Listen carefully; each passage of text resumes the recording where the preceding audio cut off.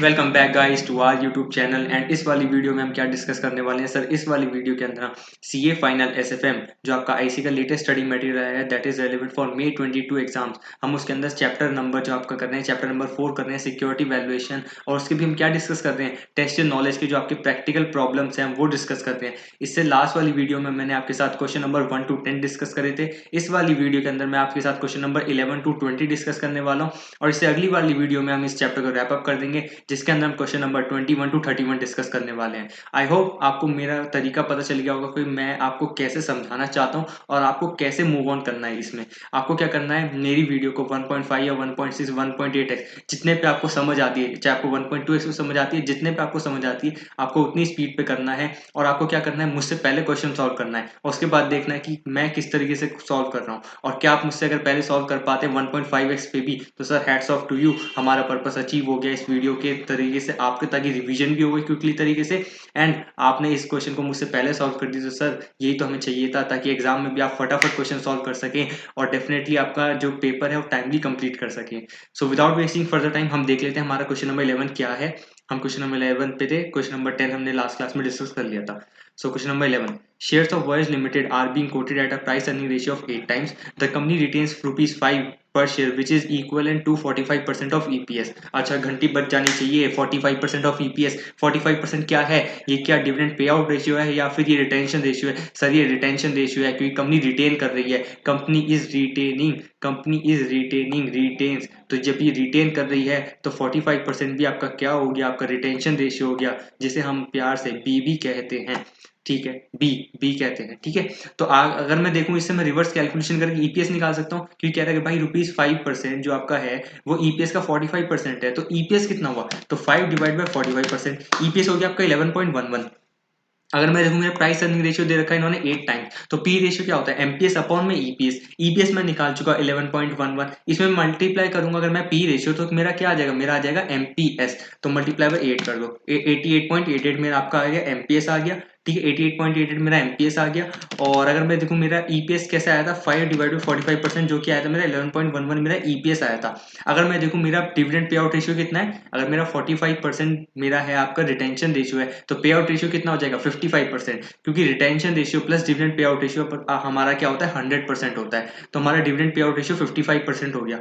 तो ईपीएस मेरा 11.11 है, उसमें मैंने 55% जब मल्टीप्लाई करा तो मेरा क्या आ गया, डिविडेंड आ गया, मेरा डीपीएस आ गया। क्योंकि कंपनी रिटेन करती है ₹5 तो कंपनी पे कितना कर रही है in the form of dividend, that is ₹6.11। तो कंपनी पे कितना कर रही है, ₹6.11। कंपनी का एमपीएस कितना है 88.88।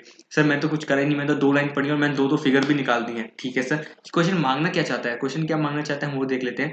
द कॉस्ट, अच्छा कह रहा है you are required to compute the cost of equity to the company the market expects a growth rate of 15% per annum.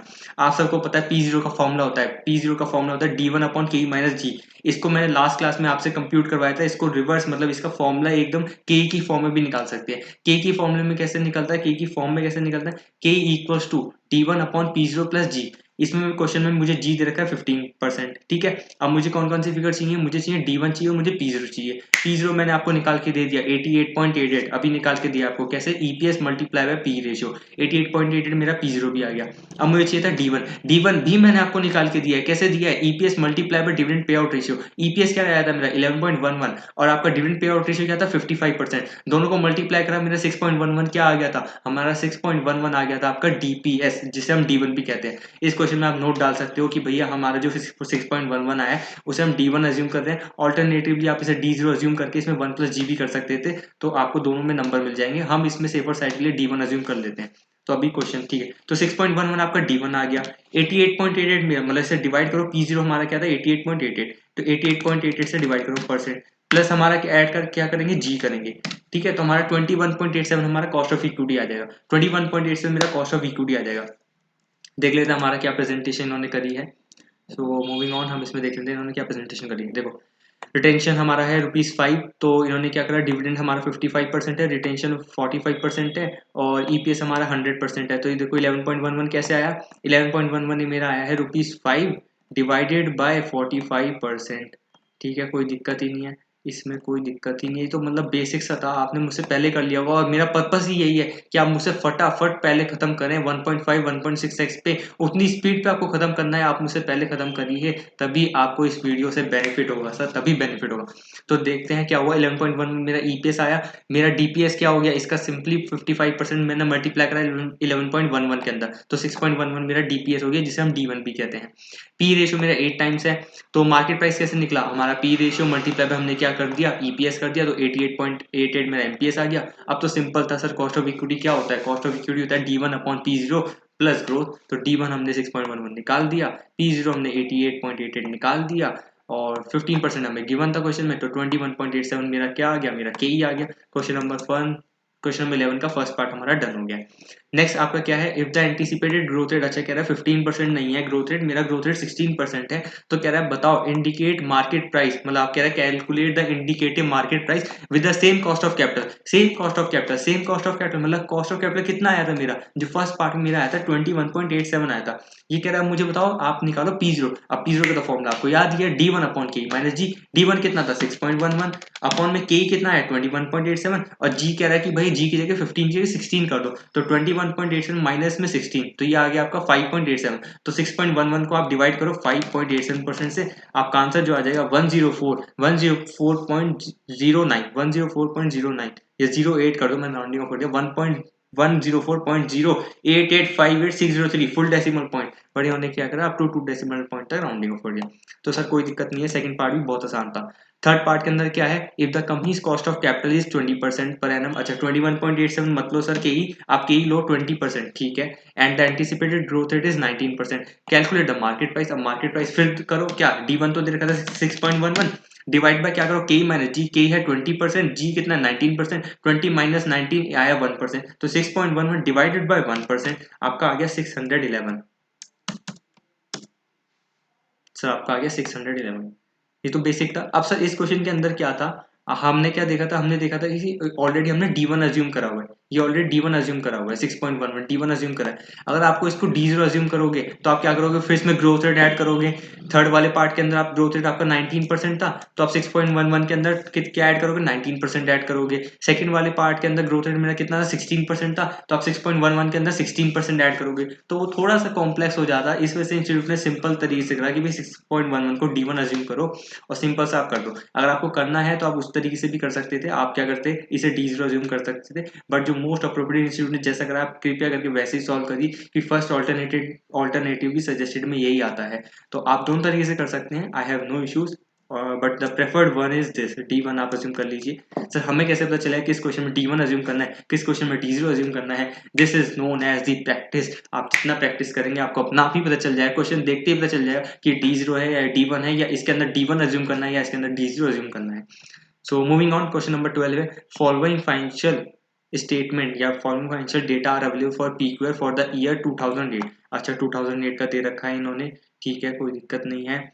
ये क्या कहना चाह रहा है, 8% डिवेंचर है, 10% आपकी बॉन्ड्स है, इक्विटी शेयर कैपिटल है, reserve surplus, total assets, asset turnover ratio, चलो ये तो हम देखेंगे क्या मांगना क्या चाह रहा है। You are required to draw the income statement, बताओ इनकम स्टेटमेंट मांगना है, इनकम स्टेटमेंट के लिए मुझे क्या चाहिए सर, मुझे प्रॉफिट चाहिए, और प्रॉफिट के लिए मैं क्या चाहिए मुझे, आपका इन्होंने दे रखा है प्रॉफिट मार्जिन दे रखा है, अच्छा प्रॉफिट मार्जिन 10% है, तो ये 10% हमारा प्रॉफिट मार्जिन, ठीक है सर कोई दिक्कत नहीं है। ये अप्लाई किस पे होगा, ये अप्लाई होगा आपका सेल्स पे, which is also known as turnover, तो हम टर्नओवर निकाल लेते हैं। इसके अंदर टोटल एसेट्स दे रखी है मुझे 600 लैक्स, एंड आपका एसेट टर्नओवर रेशियो है आपका 1.1। एसेट टर्नओवर रेशियो का फॉर्मूला क्या होता है, टोटल टर्नओवर अपॉन में टोटल एसेट्स, टोटल टर्नओवर मुझे पता नहीं, अपॉन में टोटल एसेट्स 600 दे रखी है, इक्वल्स टू 1.1, ठीक है। तो इस तरीके से आप क्या निकालोगे, आप निकालोगे अपना टोटल टर्नओवर आ जाएगा 600 मल्टीप्लाई बाय 1.1, ये आपका आ जाएगा 660 लैक्स, आपका क्या आ गया टोटल टर्नओवर। उस पर हमने क्या करा ऑपरेटिंग मार्जिन मेरा 10% है, मतलब 90% मेरी क्या हो गई ऑपरेटिंग कॉस्ट हो गई, जब 10% मेरा ऑपरेटिंग मार्जिन है तो 90% मेरी ऑपरेटिंग कॉस्ट हो गई, तो 660 मेरा टोटल टर्नओवर हो गया, ठीक है। उसमें मैंने 90% निकाला तो उसका 594 मेरा क्या आ गया, आपकी ऑपरेटिंग कॉस्ट, वो माइनस कर दी, तो मेरा जो ऑपरेटिंग प्रॉफिट आया वो 66 लैक्स आया, कोई दिक्कत नहीं है। इस तरीके से हमारी इनकम स्टेटमेंट चल रही है। चलो मैं आपको साथ के साथ आंसर भी दिखाता जाता हूँ ताकि आपको और क्लैरिटी हो जाए, ठीक है। देखो इन्होंने क्या करा, एसेट टर्नओवर रेशियो 1.11 है और 1.1 है, और आपका टोटल से 600 है, तो आपका ऑब्वियसली टोटल टर्नओवर 660 आना ही आना था, और इन्होंने इनकम स्टेटमेंट बनाई 660 और आपका ऑपरेटिंग एक्सपेंस कितना है, ये 594 कैसे निकला है, ये आपका निकला है किसका 660 का 90%, क्योंकि 10% तो आपका क्या था ऑपरेटिंग मार्जिन था, तो 90% आपका क्या हो गया, 90% आपका ऑपरेटिंग एक्सपेंस या ऑपरेटिंग कॉस्ट एक ही बात है, वो 90% हो गया आपका। ठीक है सर, तो EBIT कह लो या आपका ऑपरेटिंग मार्जिन कह लो एक ही बात है, वो आपका आ गया 66 लाख। अब इसमें क्या करेंगे, इसमें हम माइनस करेंगे आपका इंटरेस्ट माइनस करेंगे और टैक्स माइनस करेंगे। इंटरेस्ट कितना है सर, बॉन्ड्स का इंटरेस्ट है, डिबेंचर्स का हमारा 8% वाले डिबेंचर्स हैं, बॉन्ड्स का 10% वाला है, बट इन्होंने एक चीज लिखी है कि इफेक्टिव इंटरेस्ट रेट आपका कितना है 8% है। तो ठीक है, इन्होंने कैसे निकाला कैसे नहीं निकाला हमें उससे मतलब नहीं है, इन्होंने 8% दे रखा है, तो आप दोनों पे इंटरेस्ट दे दो, 125 पे भी 50 पे भी, तो 125 प्लस 50 या 175, इस पे 8% निकालो, that is comes out to 14 lakhs. 14 lakhs का आपका इंटरेस्ट माइनस हो गया, मतलब 66 आपका EBIT आया था, उसके अंदर से आपने 14 माइनस करा, तो आपका क्या आ गया, EBT आ गया 52 लाख। इसमें से टैक्स माइनस करो, टैक्स रेट कितना है, टैक्स रेट आपका 40% है। ठीक है, इसमें से 40% आपने टैक्स रेट माइनस करा, तो 31.2 आपका अर्निंग्स आफ्टर टैक्स आ जाएगा। देखो ये तरीके से कर रहे हैं। 14 आपका इंटरेस्ट एक्सपेंस हमने निकाला, कैसे निकाला इन्होंने दे रखा हुआ, देखो आपका 8% इफेक्टिव रेट ऑफ इंटरेस्ट निकाला है इन्होंने। इन्होंने देखो लाइबिलिटीज टोटल आपकी 175 हमने निकाल दी थी, कैसे बॉन्ड्स और डिबेंचर्स को ऐड करके, और उस पर 8% इन्होंने लगाया, तो 14 लाख का इंटरेस्ट आ गया। देखो ऑपरेटिंग मार्जिन कह रहा है 10% है, तो ऑपरेटिंग कॉस्ट कैसे निकाली थी हमने, वही करा था भाई, 10% अगर ऑपरेटिंग मार्जिन है तो ऑपरेटिंग कॉस्ट कैसे 90% हो गई। ये in the form of working note बना रहा है, आपको भी बना के दिखाना है, या आप क्या कर सकते हो, ये वाली जो फिगर्स कह रहे हैं ना, आप यहाँ पे ब्रैकेट में लिख सकते हो, ऑपरेटिंग एक्सपेंसेस के ब्रैकेट में लिख सकते हो, आपका थोड़ा सा काम आसान हो जाएगा और आपका नंबर पूरे मिल जाएंगे। जैसे इंटरेस्ट की कैलकुलेशन यहाँ पे ब्रैकेट में लिख सकते हो, कैसे मैंने इंटरेस्ट निकाला, मैंने ऑपरेटिंग कैसे एक्सपेंसेस कैसे निकाला, उसको यहाँ पे मैं आप ब्रैकेट में लिख सकते हो। तो ऑपरेटिंग मार्जिन ये आपका हो गया, देखो ऑपरेटिंग कॉस्ट यहाँ पे आप इसे ब्रैकेट में लिख सकते हो, और इंटरेस्ट कैसे निकाला, इंटरेस्ट को आप यहाँ पे इसके ब्रैकेट में लिख सकते हो। तो आपका थोड़ा सा आपका टाइम भी सेव हो जाएगा और आपको नंबर भी पूरे मिल जाएंगे, क्योंकि अल्टीमेटली एग्जामिनर को फिगर से मतलब है और आपने कैसे निकाला। ठीक है सर, आगे ये हो गया आपका 52 आपका EBT आ गया, इस पर टैक्स 40% माइनस करा, तो 40% को यहाँ लिख भी दिया इन्होंने। अरे भाई पूरा इतना क्यों लिख रहे हो, थोड़ा सा छोटा सा बनाओ सर, कर सर। ज़्यादा बड़ा हो गया, कोई दिक्कत नहीं है, टैक्स आपका 40% हो गया, तो आपका क्या आ गया, अर्निंग आफ्टर टैक्स 31.2 आ गया। ठीक है सर, तो अब मुझे रिटेन अर्निंग निकालनी है, उसके लिए मुझे क्या माइनस करना पड़ेगा, कितना मैंने डिस्ट्रीब्यूट करा in the form of dividend. Dividend pay out ratio मेरा 16.67 है। अब sir dividend pay out ratio है, डिविडेंड रेट नहीं है। इससे लास्ट वाली क्लास में मैंने आपको एक क्वेश्चन चेक कराया था जिसके अंदर हमें डिविडेंड रेट दिया हुआ था, डिविडेंड पे आउट रेशियो नहीं दिया हुआ था, आई गेस वो 8% के आसपास भी था। आप कृपया करके पहले वाली वीडियो पे जाइए, अपना पेजेस फ्लिप करते जाइए, आप वो क्वेश्चन जरूर चेक करिएगा। तो ये वाला डिविडेंड पे आउट रेशियो है, तो 31.2 मेरा अर्निंग आफ्टर टैक्स था, उसका 16.67% मेरा कितना आया, 5.20, राउंडिंग ऑफ करके 5.20 मेरा क्या आ गया, मेरा पे आउट रेशियो आ गया, डिविडेंड पे आउट हमने जो कर दिया। तो हमारा रिटेन अर्निंग कितनी बची, 26 लैक्स, वो ये 5.20 26 लाख। तो ये आपका फर्स्ट पार्ट था, आपको इन्होंने क्या करवाया, इनकम स्टेटमेंट कैलकुलेट करवाई है। ठीक है, नाउ नेक्स्ट पार्ट क्या है आपका, नेक्स्ट पार्ट है आपका calculated sustainable growth rate of earning. Sustainable growth rate कह लो या फिर आप क्या कह लो, ग्रोथ रेट कह लो। ग्रोथ रेट कैसे निकालते हैं, G equal to B into R. B क्या होता है आपका, क्या होता है आपका रिटेंशन रेशियो होता है, विच इज क्या है, रिटेंशन रेशियो क्या है आपका, डिविडेंड पे आउट रेशियो अगर मेरा 16.67 है, तो 100 में से मैं माइनस करूंगा 16.67, तो मेरा 83.33 मेरा क्या हो गया, मेरा आपका हो गया भाई रिटेंशन रेशियो हो गया। ठीक है सर, क्योंकि टोटल दोनों का सम क्या होता है, 100 होता है, dividend pay out ratio, dividend और आपका रिटेंशन रेशियो, दोनों का सम आपका 100 होता है। जब पे आउट रेशियो 16.67 है, तो मेरा क्या हो गया, मेरा रिटेंशन रेशियो 83.33 टन सर। मुझे G equal to B into R के लिए मुझे बी तो मिल गया 83.33। ठीक है सर, अब मुझे क्या चाहिए, मुझे चाहिए आर क्या होता है, मेरा रिटर्न ऑन इक्विटी होता है। रिटर्न ऑन इक्विटी कैसे निकालते हैं, रिटर्न ऑन इक्विटी या रिटर्न ऑन इन्वेस्टमेंट का रिटर्न ऑन इक्विटी कैसे निकालते हैं, आपका निकलता है earnings available for equity, earnings available for equity upon में total shareholders fund. Total shareholders fund क्या है मेरा, यहाँ पे मेरा है इक्विटी शेयर होल्डर्स है एंड रिजर्व एंड सरप्लस है, तो 100 एंड 300, तो मेरा 400 तो आपका क्या हो गया अर्निंग्स, वो आपका टोटल शेयर होल्डर फंड हो गया। और अर्निंग्स अवेलेबल फॉर इक्विटी हमने यहाँ पे निकाला ही था, अर्निंग्स अवेलेबल फॉर इक्विटी मेरा ये आया था, देखो 31.2। 31.2 नीचे वाला तो आपका क्या है, रिटेन अर्निंग्स है, अर्निंग अवेलेबल फॉर इक्विटी क्या है मेरा 31.2 है, तो 31.2 डिवाइडेड बाय हमने क्या करा 400, इसका परसेंट निकाल दो 7.8, 7.8% मेरा देखो यहाँ पे ये आ रहा होगा, देखो 400 तो उन्होंने लिख दिया, क्या हो गया हमारा नेटवर्थ कह लो या टोटल शेयर होल्डर फंड कह लो। और 31.2 मेरा क्या था, अर्निंग्स अवेलेबल फॉर इक्विटी या अर्निंग आफ्टर टैक्स आया था, और इसका 7.8% मेरा रिटर्न ऑन इक्विटी आ गया। अब 7.8% मल्टीप्लाई में मैंने क्या करा 83.33, 83.33%, तो मेरा 6.5% मेरा क्या आ गया, सस्टेनेबल ग्रोथ रेट आ गया। ठीक है। ये इन्होंने एक और तरीके से ऑल्टरनेटिव करके दिखाया है, 6.95% निकाला है। ये इन्होंने कैसे निकाला है, देखो इन्होंने एक तरीका निकाला है, देखो ऊपर वाला चीज तो सेम है, 7.8% मल्टीप्लाई 0.833%। नीचे क्या करा नीचे क्या करा, नीचे देखो 833 भी सही है डिवाइड में। इन्होंने क्या करा, यहाँ पे जो हमारा क्या है 7.8% रिटर्न ऑन इक्विटी है, इसको इन्होंने 1 माइनस 0.078 करा है। ये इनका अपना तरीका है सर, आप इसको ऑल्टरनेट में कर सकते हैं, बट आई वुड प्रेफर कि आप 6.5 से सॉल्व करिए। इन्होंने ये एक और ऑल्टरनेटिव दे रखा है, बट आप इसको कृपया करके इग्नोर करिए। ठीक है सर, हमने सस्टेनेबल ग्रोथ रेट निकाली है 6.5%। ठीक है सर, कोई दिक्कत नहीं है। अब थर्ड पार्ट के अंदर क्या है आपका, थर्ड पार्ट के अंदर है आपका calculate the fair price of the companies share using dividend discount model. अब डिविडेंड डिस्काउंट मॉडल, अब कंपनीज का फेयर प्राइस निकालना है, मतलब P0 निकालना है। P0 क्या होता है, D1 अपॉन में KE माइनस जी। KE हमें दे रखा है कितना, 15%, ये रहा सर। ठीक है, और जी कितना है मेरा, जी दे रखा होगा, ग्रोथ रेट हमने निकालता है 6.5%, या ऑल्टरनेट में आप दूसरा जो हमने निकाला है 6.95% भी निकाला होगा। 6.95 हम 6.5 से करते हैं, एक ही तो करना है सर एग्जाम में, क्यों दो दो चीजें याद रखनी, एक ही से करते हैं 6.5%। एग्जाम में कहाँ इतनी चीजें याद रहती हैं, एक ही चीज प्रेफर करिए, दूसरे फॉर्मूले में आप कंफ्यूज ना होइए, आप एक ही फॉर्मूला याद रखिए, G equal to B into R. तो 6.5% हमारा एक ग्रोथ रेट आ गया। ठीक है, ग्रोथ रेट आ गया मेरा, आपका के भी आ गया। अब मुझे क्या चाहिए, D1 चाहिए। D1 निकाल लो, D1 क्या है मेरा, टोटल डिविडेंड पे करा था ना, कितना करा था, टोटल डिविडेंड मेरा आया था 5.2 ये निकाला था ना डिविडेंड पे आउट रेशियो, देखो यहाँ पे डिविडेंड पे आउट रेशियो रहा 5.2, मतलब 31.20 का मैं 16.67 का टोटल डिविडेंड जो मैंने पे करा 5.2 लैक्स है। तो मुझे क्या चाहिए, D1 चाहिए। D1 क्या होता है, DPS मतलब डिविडेंड पर शेयर। तो पर शेयर के लिए मुझे क्या करना पड़ेगा sir, divide by total number of shares करना पड़ेगा। अब देख लेते हैं टोटल नंबर ऑफ शेयर्स कितने हैं। टोटल नंबर ऑफ शेयर्स के 100 लैक्स आपके रुपीज हैं, और 10 आपकी face value, total number of shares आपके हो गए 10 हो गए। तो 5.2 को डिवाइड बाय 10 करो तो 0.052 मेरा क्या आ जाएगा, आपका D1 आ जाएगा। 0.052 मेरा क्या आ जाएगा, D1 आ जाएगा। ठीक है, कोई दिक्कत नहीं, 0.052 मेरा D1 आ जाएगा। अब सर इसके अंदर एक और चीज़ है, D1 है या फिर इसमें D0 है, आप अज्यूम कर सकते हैं, या तो आप इसको D0 अज्यूम करिए, आपको D1 अज्यूम करिए, इसमें दोनों में आपको नंबर मिलेंगे। बट अगेन इन्होंने क्या कर रखा है, हम एक बार देख लेते हैं, इंस्टीट्यूट भी अलग अलग चीज़ करते हैं। देखो फॉर्मूला में याद है, D1 अपॉन के माइनस जी, या फिर D0 1 प्लस जी अपॉन के माइनस जी। हमने डिविडेंड निकाल लिया, DPS हमारा जो है 0.52 आ गया। और इन्होंने क्या करा, इन्होंने देखो ग्रोथ रेट ऐड करके दिखा दिया। चलो कोई दिक्कत नहीं, हम ऐड कर लेते हैं। आप क्या कर सकते हो, इसे ऑल्टरनेटिवली इसमें जीरो भी अज्यूम कर, इसमें आप D1 भी अज्यूम कर सकते हो, बट आप इसे D1 भी अज्यूम कर सकते हो कि इसको 5.2 को। बट इसके अंदर मैं एक आपको ट्रिक दिखाता हूँ, इसमें हम D1 अज्यूम क्यों नहीं कर रहे हैं। आप बहुत स्टूडेंट इसमें D1 भी अज्यूम कर सकते हैं, वो कोई दिक्कत नहीं है, इसे D1 अज्यूम कर लो, D0 अज्यूम कर लो, कोई दिक्कत नहीं है। बट स्पेसिफिकली इसको D0 क्यों अज्यूम करा है, मैं आपको उसका रीजन बताता हूँ। आप कुछ भी अज्यूम कर सकते हो, बट इसमें देख लेना एक लाइन है आपका, जिसकी वजह से हमने इसे क्या करा है, एज्यूम D0 करा है। क्यों, financial data, following financial data are available for PQR limited for the year 2008।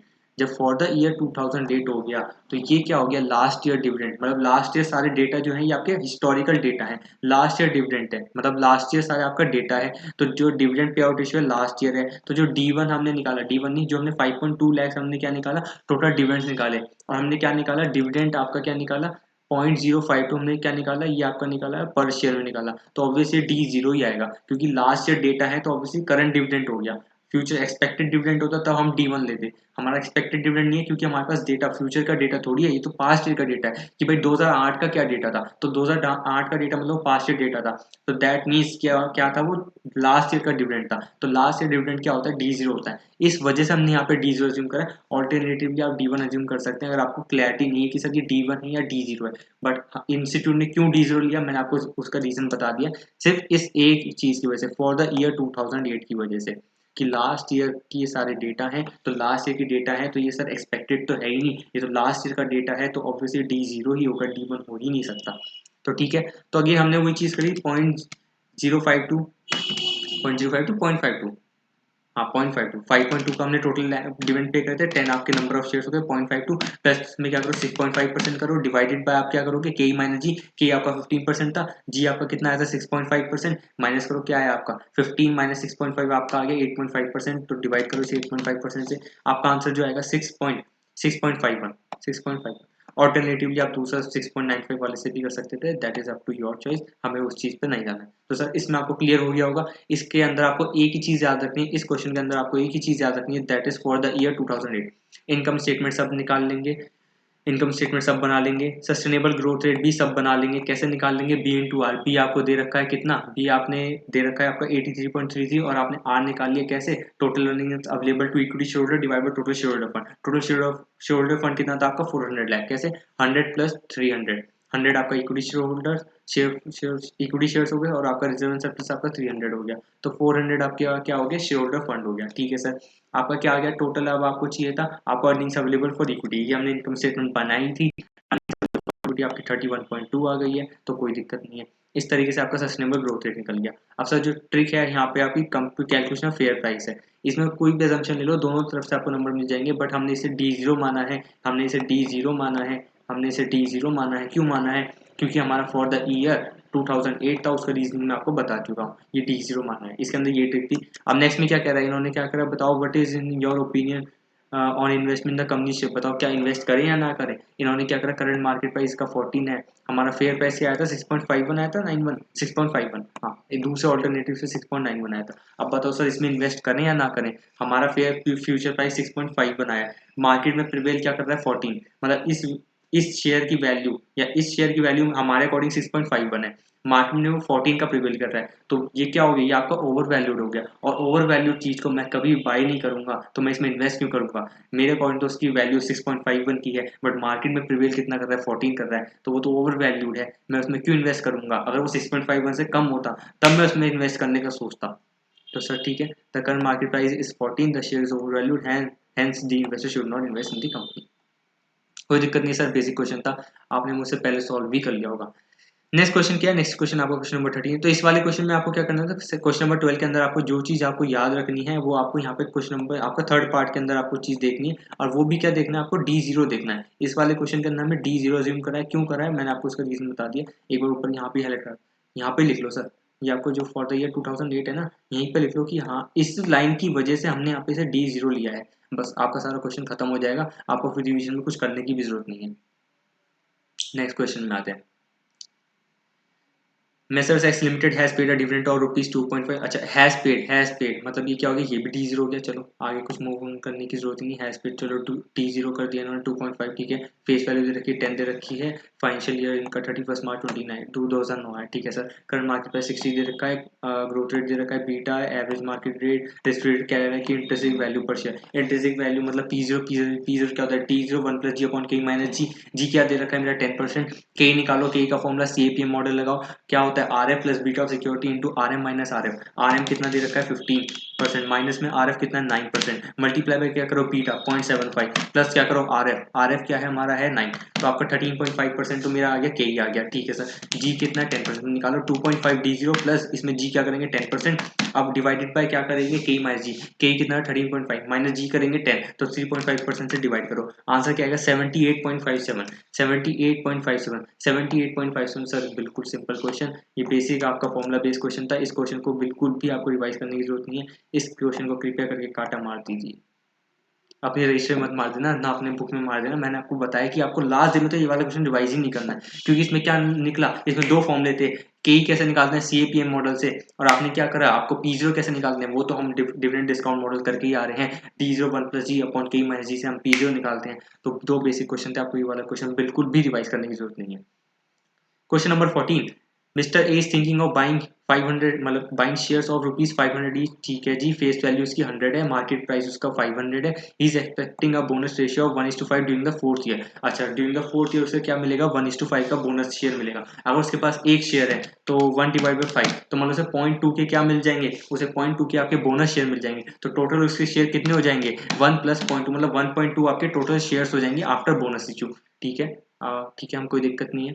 Annual expected dividend इसका 20% है, मतलब 100 का 20% मतलब 20 रुपीज का इसको एनुअली डिविडेंड मिलेगा, कोई दिक्कत नहीं है। And the same rate is expected to be maintain on the expanded capital base. आपसे ये देख लीजिए, इन्होंने क्या करा? एक्सपेंडेड कैपिटल बेस, मतलब ये क्या कह रहा है कि भाई 20% जो रेट है वो एक्सपेंडेड कैपिटल बेस पे भी रहेगा। मतलब ये कहना चाह रहा है कि आपका जो डिविडेंड है वो आपको ओरिजिनल शेयर्स पे तो मिलेगा ही मिलेगा, आपको बोनस शेयर्स पे भी मिलेगा। दैट इज आपका डिविडेंड है आपको including bonus shares, including bonus shares, including bonus shares. आपने उसमें भी रजिस्टर वगैरह में लिख लीजिए। मैं देखो PDF पे ही राइट कर रहा हूँ आपके लिए, PDF पे लिख रहा हूँ, तो आप बिल्कुल मेरे वर्ड्स को ध्यान से सुनिए, क्योंकि यहाँ पे मेरे पास लिखने का कोई सोर्स ही नहीं है। इंक्लूडिंग बोनस शेयर्स, मैं बस सब भी आपके लिए ट्राई करता हूँ लिखने का। Including bonus shares, bonus shares, ठीक है। वो क्या हैंड राइटिंग जा रही है सर, क्या करें, लिखना पड़ता है पीडीएफ राइटर पे। हो, बड़ी मुश्किल से लिखा सर, बहुत मुश्किल हो गई। ठीक है, तो मतलब इंक्लूडिंग बोनस शेयर्स है, मतलब आप क्या कहना चाह रहे हैं, डिविडेंड जो आपका 20% है तो आपको बोनस शेयर से देना है। अच्छा, मैंने क्या करा, मेरे पास एक शेयर था तो मुझे डिविडेंड कितना मिलता, एक शेयर की फेस वैल्यू है 100, तो मुझे उस पर 20% मिला, 20 रुपीज़ का मुझे डिविडेंड मिलता। अगर मुझे बोनस शेयर 1:5 मिला तो मेरा एक शेयर कन्वर्ट हो गया था 1.2 के अंदर, मैंने अभी आपको करवाया 1:5 का रेशियो लगा के। तो 1.2 शेयर है तो मुझे कितना डिविडेंड मिलेगा, 1.2 शेयर है तो मेरा इसका फेस वैल्यू कितनी होगी, 1.2 इंटू मल्टीप्लाई बाय 100, तो फेस वैल्यू 120 हो गई। इस पे निकालो 20%, तो मेरा 24 क्या आ गया, मेरा 24 आ गया आपका डिविडेंड, जो मुझे फोर्थ ईयर से मिलेगा, जो मुझे फोर्थ ईयर से मिलेगा। मतलब क्योंकि एक्सपेंडेड कैपिटल बेस मतलब बोनस शेयर्स पे भी तो मुझे मिलेगा ना डिविडेंड। अब मेरे बोनस शेयर कितने थे, मेरे थे 0.2। अब जब मैंने निकाला भाई मेरा एक शेयर पे मुझे डिविडेंड मिलता है 20, तो 0.2 शेयर पे कितना मिलेगा, तो मल्टीप्लाई करो 0.2, मतलब 4 रुपीज का मुझे मिलेगा बोनस शेयर्स पे डिविडेंड। तो 20 तो ओरिजिनल था, 4 मेरा बोनस शेयर पे, तो टोटल 24 आया। या फिर आपने क्या करा, 1.2 टोटल शेयर्स हैं उस पर क्या करो, फेस वैल्यू मल्टीप्लाई करो, तो टोटल फेस वैल्यू मेरे जो शेयर्स की है इंक्लूडिंग एक्सपेंडेड कैपिटल बेस मतलब इंक्लूडिंग बोनस शेयर्स, वो मेरी 120 हो गई। उस पर रेट लगा दो 20% का, तो 24 ऐसे आ गया। इसका मैंने आपको बाइफर्केशन भी बता दिया, मैंने इसका आपको टोटल डिविडेंड भी बता दिया। टोटल डिविडेंड 24 है, ओरिजिनल पे 22, ओरिजिनल पे 20 है, और आपका कितना है, बोनस शेयर पे आपका 4 रुपीज़ का डिविडेंड है। तो मुझे वैसे बाइफर्केशन तो जरूरत ही नहीं थी भाई बोनस पे कितना है, ओरिजिनल पे कितना है, मुझे सिर्फ टोटल 24 से मतलब है। ठीक है सर, ठीक है, कोई दिक्कत नहीं है। आपने क्या करा है आगे देख लेते हैं। He intends to sell the shares at the 7th year at an expected price of rupees 900 incident expensive और परचेज सेल, मतलब दोनों के लिए हैं, परचेज सेल दोनों के लिए एक्सपेंसेस हैं जो आपके एस्टिमेटेड है eight the rate of 5% of the market price. He aspects a minimum rate of 12%। अच्छा, मतलब जो डिस्काउंटिंग आपको करनी है 12% से करनी है। Should mister A invest in the share, तो इन्होंने क्या करा भाई, इन्वेस्ट करें। तो आप देख लो भाई इन्होंने क्या करा, आज मैं इसमें कितने पैसे लगा रहा हूँ, एक शेयर मेरा 500 रुपये का मुझे पड़ रहा है, बट ठीक है 500 का नहीं पड़ रहा, मुझे एक्सपेंसेस भी तो पे करने हैं। वो एक्सपेंसेस कितने हैं मुझे, जो आपका in the form of brokerage हो सकता है, ब्रोकरेज कमीशन, यहाँ पे इन्होंने इंसिडेंटल एक्सपेंसेस लिख दिया है, तो ब्रोकरेज कमीशन इंसिडेंटल एक्सपेंसेस मेरे 5% ऑफ द मार्केट प्राइस है।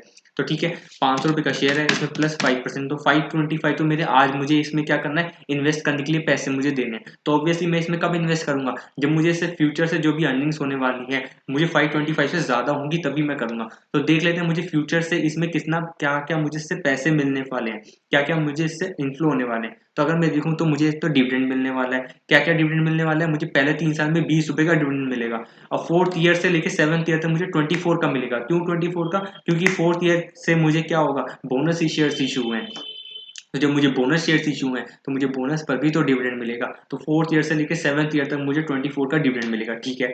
और last year 7th year and पे मेरे पास जो शेयर्स थे, मेरे पास शेयर्स कितने हैं टोटल, 1.2 शेयर है, 1 तो ओरिजिनल था और 0.2 मेरा क्या आ गया, बोनस शेयर्स आ गए। तो 1.2 मेरे टोटल शेयर्स हो गए eight the end of 7th year, उसको मैं बेचूंगा कितने पे, 900 पे, तो 900 इंटू 1.2, तो टोटल मुझे कितने last at the 7th year and में मुझे मिलेंगे 1080, 1080 रुपए मुझे मिलेंगे। बट इसके अंदर मुझे क्या है, जब मैं सेल करूंगा तो इसमें भी इंसिडेंटल एक्सपेंसेस माइनस होंगे। क्यों, क्योंकि इन्होंने लिखा हुआ है कि भैया जो आपके इंसिडेंटल एक्सपेंसेस हैं, जिसे हम प्यार से ब्रोकरेज और कमीशन भी बोलते हैं, वो परचेज और सेल दोनों पे लगेंगे। तो ठीक है, 1080 में मैं क्या माइनस कर दूंगा, मैं माइनस कर दूंगा 5%। 5%, अब सर आपने पहले तो ऐड करवाया था, अब माइनस क्यों करवाया सर, जब 500 में हमने ऐड इसलिए करा था क्योंकि हमारी बाइंग थी, तो बाई करने के लिए हम पैसे दे रहे थे, तो ऑब्वियसली हम इसमें ऐड ही करेंगे। और यहाँ पे क्या हो रहा है, 900 मतलब 1080 में मैंने 5% लेस क्यों करा है, कि 1080 मेरी सेल्स वैल्यू है, तो जब मुझे मिलेंगे 1080 और 5% मुझे देना है, तो ऑब्वियसली 5% माइनस ही होगा 1080 के अंदर। आई होप आप सबको ये वाला चीज़ क्लियर हो गई होगी। तो लास्ट में मुझे एट द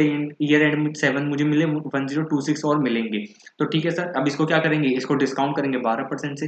तो सर पूरा क्वेश्चन आपको मैं समझा दिया, एक बार कैलकुलेशन देख लेते हैं।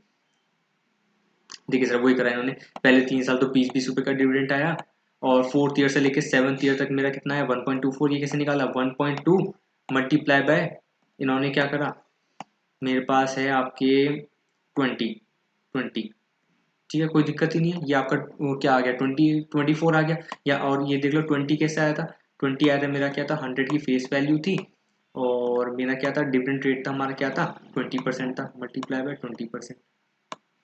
कॉन्सेप्ट समझ से चलना सर, आप आई होप आप सबने ये वाला क्वेश्चन अभी तक सॉल्व भी कर लिया होगा, मैं तो बहुत स्लो करा रहा हूँ। आपको कॉन्सेप्ट समझाने के लिए, ठीक है। और ये तो चीज़ हो गई डिविडेंड वाली बात। और लास्ट में मुझे क्या मिला, मुझे लास्ट में इसका सेल प्राइस मिला 1026। देखो हमारा 1026 आ रहा था, कैसे निकाला, 900 तो था ही शेयर का प्राइस, और मेरे पास लास्ट में कितने 1.2 शेयर है, क्योंकि 1 तो ओरिजिनल शेयर हो गया और 0.2 मेरे बोनस शेयर्स हो गए, और लास्ट में इन्होंने 0.95 से मल्टीप्लाई करा, या फिर कह लो 5% इन्होंने क्या करा, इंसिडेंटल एक्सपेंसेस माइनस करें, तो इफेक्टिवली मेरा 1026 आ गया, ठीक है। और इनकी कॉस्ट ऑफ शेयर क्या थी 500 प्लस इसमें 5% इन्होंने ब्रोकरेज ऐड करा 525। अब देख लो क्या मेरा नेट गेन आ रहा है या नेट लॉस आ रहा है। इसे डिस्काउंटिंग करेंगे 12% वाले से, 1 डिवाइडेड बाय 1.12 क्या है, 0.893, 0.797, 0.712, 0.636, 0.567, 0.507, 0.452, ठीक है। इस तरीके से हम करेंगे तो 563.68 मेरा क्या आ गया, इन सब का मेरा क्या आ गया, प्रेजेंट वैल्यू आ गया 563.68। तो आज की डेट में अगर मैं देखूँ फेयर वैल्यू इसकी कितनी है, 563.68 है, बट मैं कितने दिनों पैसे 525, तो ऑब्वियसली मेरा 38.68 का गेन हो गया। तो मुझे शेयर में बिल्कुल ही इन्वेस्ट करना चाहिए, बिल्कुल इन्वेस्ट करना चाहिए, बिल्कुल। तो इन्होंने क्या करा, he should by the share, क्योंकि हमारा गेन हो गया 38.8 का, कोई दिक्कत ही नहीं है सर। और इन्होंने क्या करा बाद में, क्या मंगवाया, if so what maximum price should he pay for each share, assume no tax on dividend income and capital gain, ठीक है। डिविडेंड इनकम कैपिटल गेन पे कोई टैक्स वैक्स नहीं लगवाया, और उन्होंने क्या करा, मैक्सिमम प्राइस कितना पे करे फॉर ईच शेयर। तो अभी से जितना मुझे क्या हो रहा है, गेन हो रहा है, तो उतना ही मैं पे कर सकता हूँ मैक्सिमम प्राइस। ये कहना चाहता हूँ कि भाई मुझे टोटल इस शेयर की फेयर वैल्यू कितनी आई है, या इस शेयर की मुझे प्रेजेंट वैल्यू क्या आई है, 563.68। तो ऑब्वियसली आज भी मैं इतना ही पे करना चाहूंगा ना, ताकि मेरा नेट प्रॉफिट और लॉस जीरो हो जाए। कहने का क्या मतलब है कि भाई मैं कितना पे करना चाहूंगा कि मेरा नेट प्रॉफिट और लॉस जीरो हो जाए।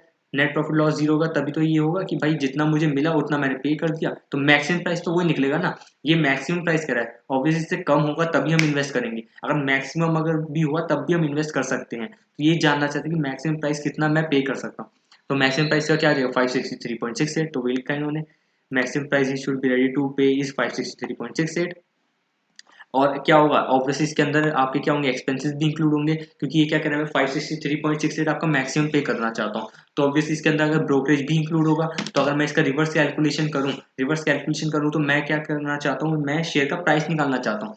हमारे वाले इस वाले क्वेश्चन के अंदर शेयर का प्राइस 500 दिया हुआ था, तो मैं ऑल्टरनेटिवली देखो 500 दिया होता, तो मैं ऑल्टरनेटिवली रिवर्स कैलकुलेशन करके मैं इसका भी मैक्सिमम प्राइस निकाल सकता हूँ कि ये 500 ना हो के मैक्सिमम प्राइस कितना होता। तो मैक्सिमम प्राइस होता है ये 563.68 डिवाइडेड 105%, ये आपका था 536.84, 536.84 देखो आपका आ गया। क्यों, क्योंकि मैंने देखा भाई मैं मैक्सिमम पे करना चाहता हूँ 563.68, क्योंकि जितना प्रेजेंट वैल्यू उतना ही तो मैं पे कर सकता हूँ ना, तभी तो मेरा कॉस्ट ऑफ शेयर मेरा इतना ही आएगा। तो कॉस्ट ऑफ शेयर मेरा 563.68, ऑब्वियसली ये इंक्लूसिव ऑफ क्या होगा, आपका क्या होगा, इंसिडेंटल एक्सपेंसेस होगा। तो मैं देखना चाहता हूँ कि भाई मेरा क्या है नेट इफेक्टिव, जो मेरा मैक्सिमम प्राइस फॉर शेयर का क्या है, मैक्सिमम प्राइस फॉर शेयर का क्या है। तो मैक्सिमम प्राइस फॉर शेयर के लिए मुझे इसमें ब्रोकरेज एक्सपेंसेस एक्सक्लूड करने पड़ेंगे, या कहना चाहता हूँ कि भाई इसको मैं रिवर्स कैलकुलेट करके मैं आपका क्या निकाल सकता हूँ, मैक्सिमम प्राइस फॉर शेयर। तो वही चीज़ हमने करी 563.68 डिवाइडेड बाय 105%, तो 536.83। सर बहुत बेसिक था ये वाली चीज़ आपको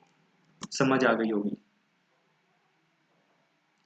नेक्स्ट क्वेश्चन नंबर 5 है आपका, the risk free rate of return is 9% है। एक्सपेक्टेड रेट ऑफ रिटर्न आपके जो है मार्केट मतलब आरएम दे रखा है 13%, आरएफ दे रखा है 9%, एक्सपेक्टेड ग्रोथ रेट इन्होंने दे रखा है 7% है, और लास्ट डिविडेंड पेड क्या है, लास्ट डिविडेंड पेड मतलब क्या हो गया, डी जीरो हो गया, ये डी जीरो हो गया अगेन, ये आप यहाँ पे हाईलाइट कर लीजिए, ये क्या हो गया आपका डी जीरो हो गया, ये आपका D zero on equity share of the firm was, इन्होंने दे रखा है 2 रुपीज़ का डिविडेंड हो गया, और बीटा दे रखा है इन्होंने क्या दे रखा है 1.2 दे रखा है। तो ठीक है, सीएपीएम से सबसे पहले फटाफट इसी क्या निकालो, के ही निकालो फटाफट मुझसे पहले। क्या होगा, आर एम क्या होता है, के कैसे निकालते हैं, R F plus beta of security into R M minus R F, R M के 13 माइनस आर एफ क्या है 9 इंटू में बीटा क्या है 1.2 प्लस आर एफ करो 9, तो 13.8 आपका क्या आ गया, आपका क्या आ गया 13.8% आपका के ही आ गया, ठीक है। और हमें क्या निकालना है इस क्वेश्चन में, इक्विलिब्रियम प्राइस निकालना है, तो ऑब्वियसली वही है आपका क्या फॉर्मूला, डी जीरो 1 प्लस जी अपॉन के माइनस जी। जी दे रखा है मुझे कितना दे रखा है 7% दे रखा है, के मैंने निकाल लिया 13.8%, डी जीरो कितना दे रखा है 2 दे रखा है, तो करो 2 प्लस 7% डिवाइड बाई 13.8 माइनस 7, 6.8 से डिवाइड करेंगे, आंसर क्या आएगा 31.47। ओहो फटाफट सर खत्म, ये कुछ क्वेश्चन करने की भी जरूरत नहीं है, ये फटाफट खत्म होते हैं क्वेश्चन। देखो सीपीएम से 13.8 निकाला, और ये हमारा टी जीरो था, इसमें हमें कोई डाउट ही नहीं था, हमने पहली क्वेश्चन लाइन पढ़ लिया था, और इस तरीके से हमने 31.47 निकाल दिया आंसर।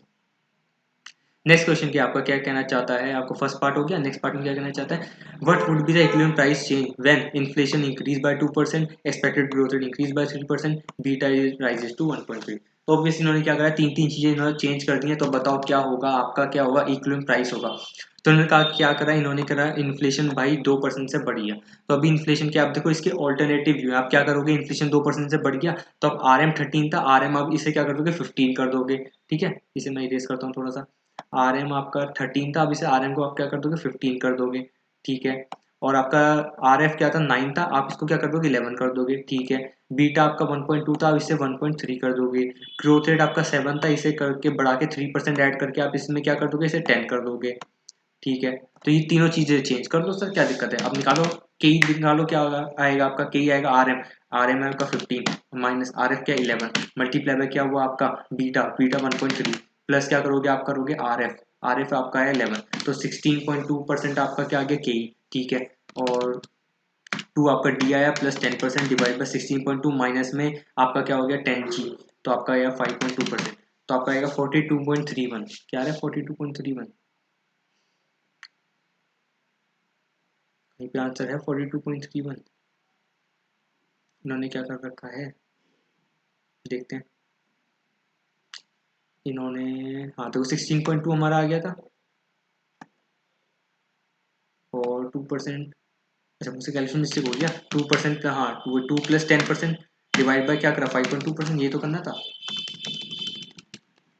अच्छा 6.2 हो गया, अच्छा मैंने 5.2 से डिवाइड कर दिया, दैट वाज 6.2, मेरे कैलकुलेशन मिस्टेक हुई सर, यहाँ पे क्या करता 16.2 माइनस 10, ये क्या आता है 6.2% से डिवाइड करना, मैंने 5.2% से डिवाइड कर दिया, 2 प्लस 10% डिवाइड बाय 6.2%, तो आपका आंसर आ जाएगा 35.48, ठीक है 35.48, तो हमने फटाफट ये वाला पार्ट कर लिया, कोई दिक्कत ही नहीं थी। अब देखो इस वाले क्वेश्चन में इंस्टीट्यूट ने क्या करे, ऑल्टरनेटिव तीन चार बनाती है, तीन चार ऑल्टरनेटिव बना दी, देखो इसी एक क्वेश्चन के अंदर तीन चार बना दी, आपको क्या एग्जाम में सारे याद करने, आंसर क्लियरली दो, आंसर्स क्लियर ही हो, जो मैंने आपको करवाया यही वाला आपको बेस्ट प्रेफर्ड ऑल्टरनेटिव है, प्रेफर्ड ऑल्टरनेटिव है, आपको तीनों चीजें एक ही बारी में कंसिडर करते हुए एक आंसर निकाल के आना है, तो जो हमने कराया 35.48, अब इन्होंने क्या करा, इन्होंने देखो 2% क्या करा था, हमारा क्या हुआ था, इन्फ्लेशन था हमारा 2% था, अब इन्होंने क्या करा इन्फ्लेशन, इन्होंने क्या करा आर एम में इन्फ्लेशन नहीं लिया, इन्होंने आर एफ में इन्फ्लेशन लिया, आर एफ में इन्फ्लेशन करके इन्होंने क्या करा, इन्होंने सी पी एम से के निकाल दिया, और क्या करा इन्होंने देखो, इन्होंने करा कि भाई बीटा भी देखो 1.3 ले लिया था,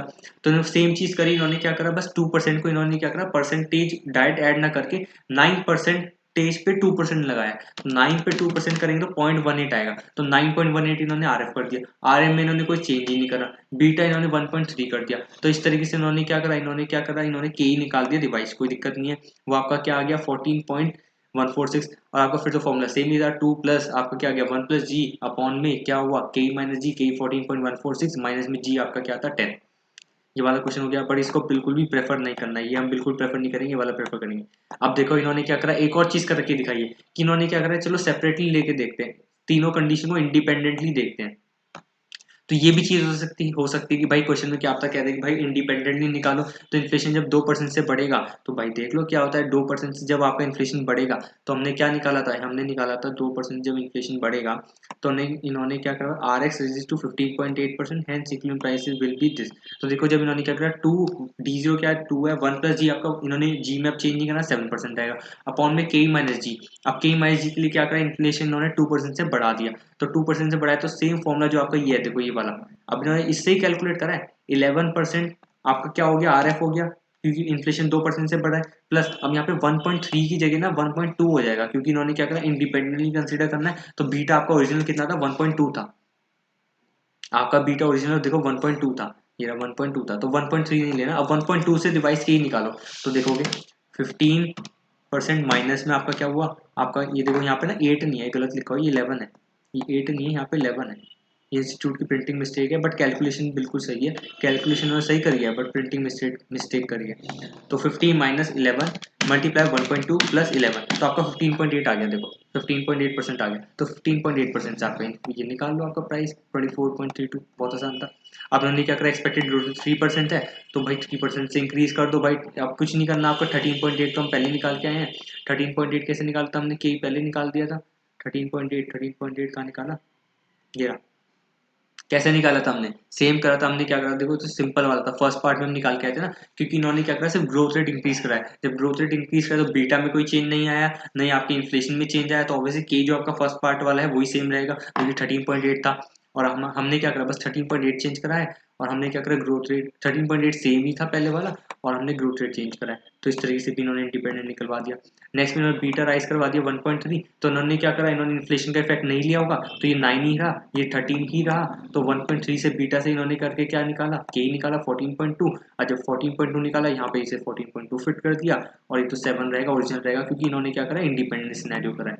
तो ये आपको इन्होंने समझाने के लिए करा है, जो आपको ये ऑल्टरनेटिव दिया कि भाई सबको सेपरेटली कंसिडर करो, सबको इन्होंने क्या करा है, सेपरेटली कंसिडर करवाया है। ये आपका बिल्कुल ही समझाने वाला पार्ट है, ये आपको एग्जाम में नहीं करना है, एग्जाम में सेपरेटली तभी करोगे जब वो बोलेगा क्वेश्चन में करने के लिए। तो हमने देखा कि भाई ये भी आपको एग्जाम में बिल्कुल भी नहीं करना है, क्योंकि क्वेश्चन में आप सेपरेटली थोड़ी करोगे, इतना टाइम थोड़ी होता है, तो सेपरेटली ये वाला भी नहीं करना। ठीक है, हमने ये वाला पार्ट भी नहीं करा, क्यों नहीं करा, क्योंकि इन्होंने 9% के अंदर तो इन्होंने क्या करा, 2% तो ऐड कर दिया, बट 13% के अंदर इन्होंने 2% इन्फ्लेशन ऐड ही नहीं करी।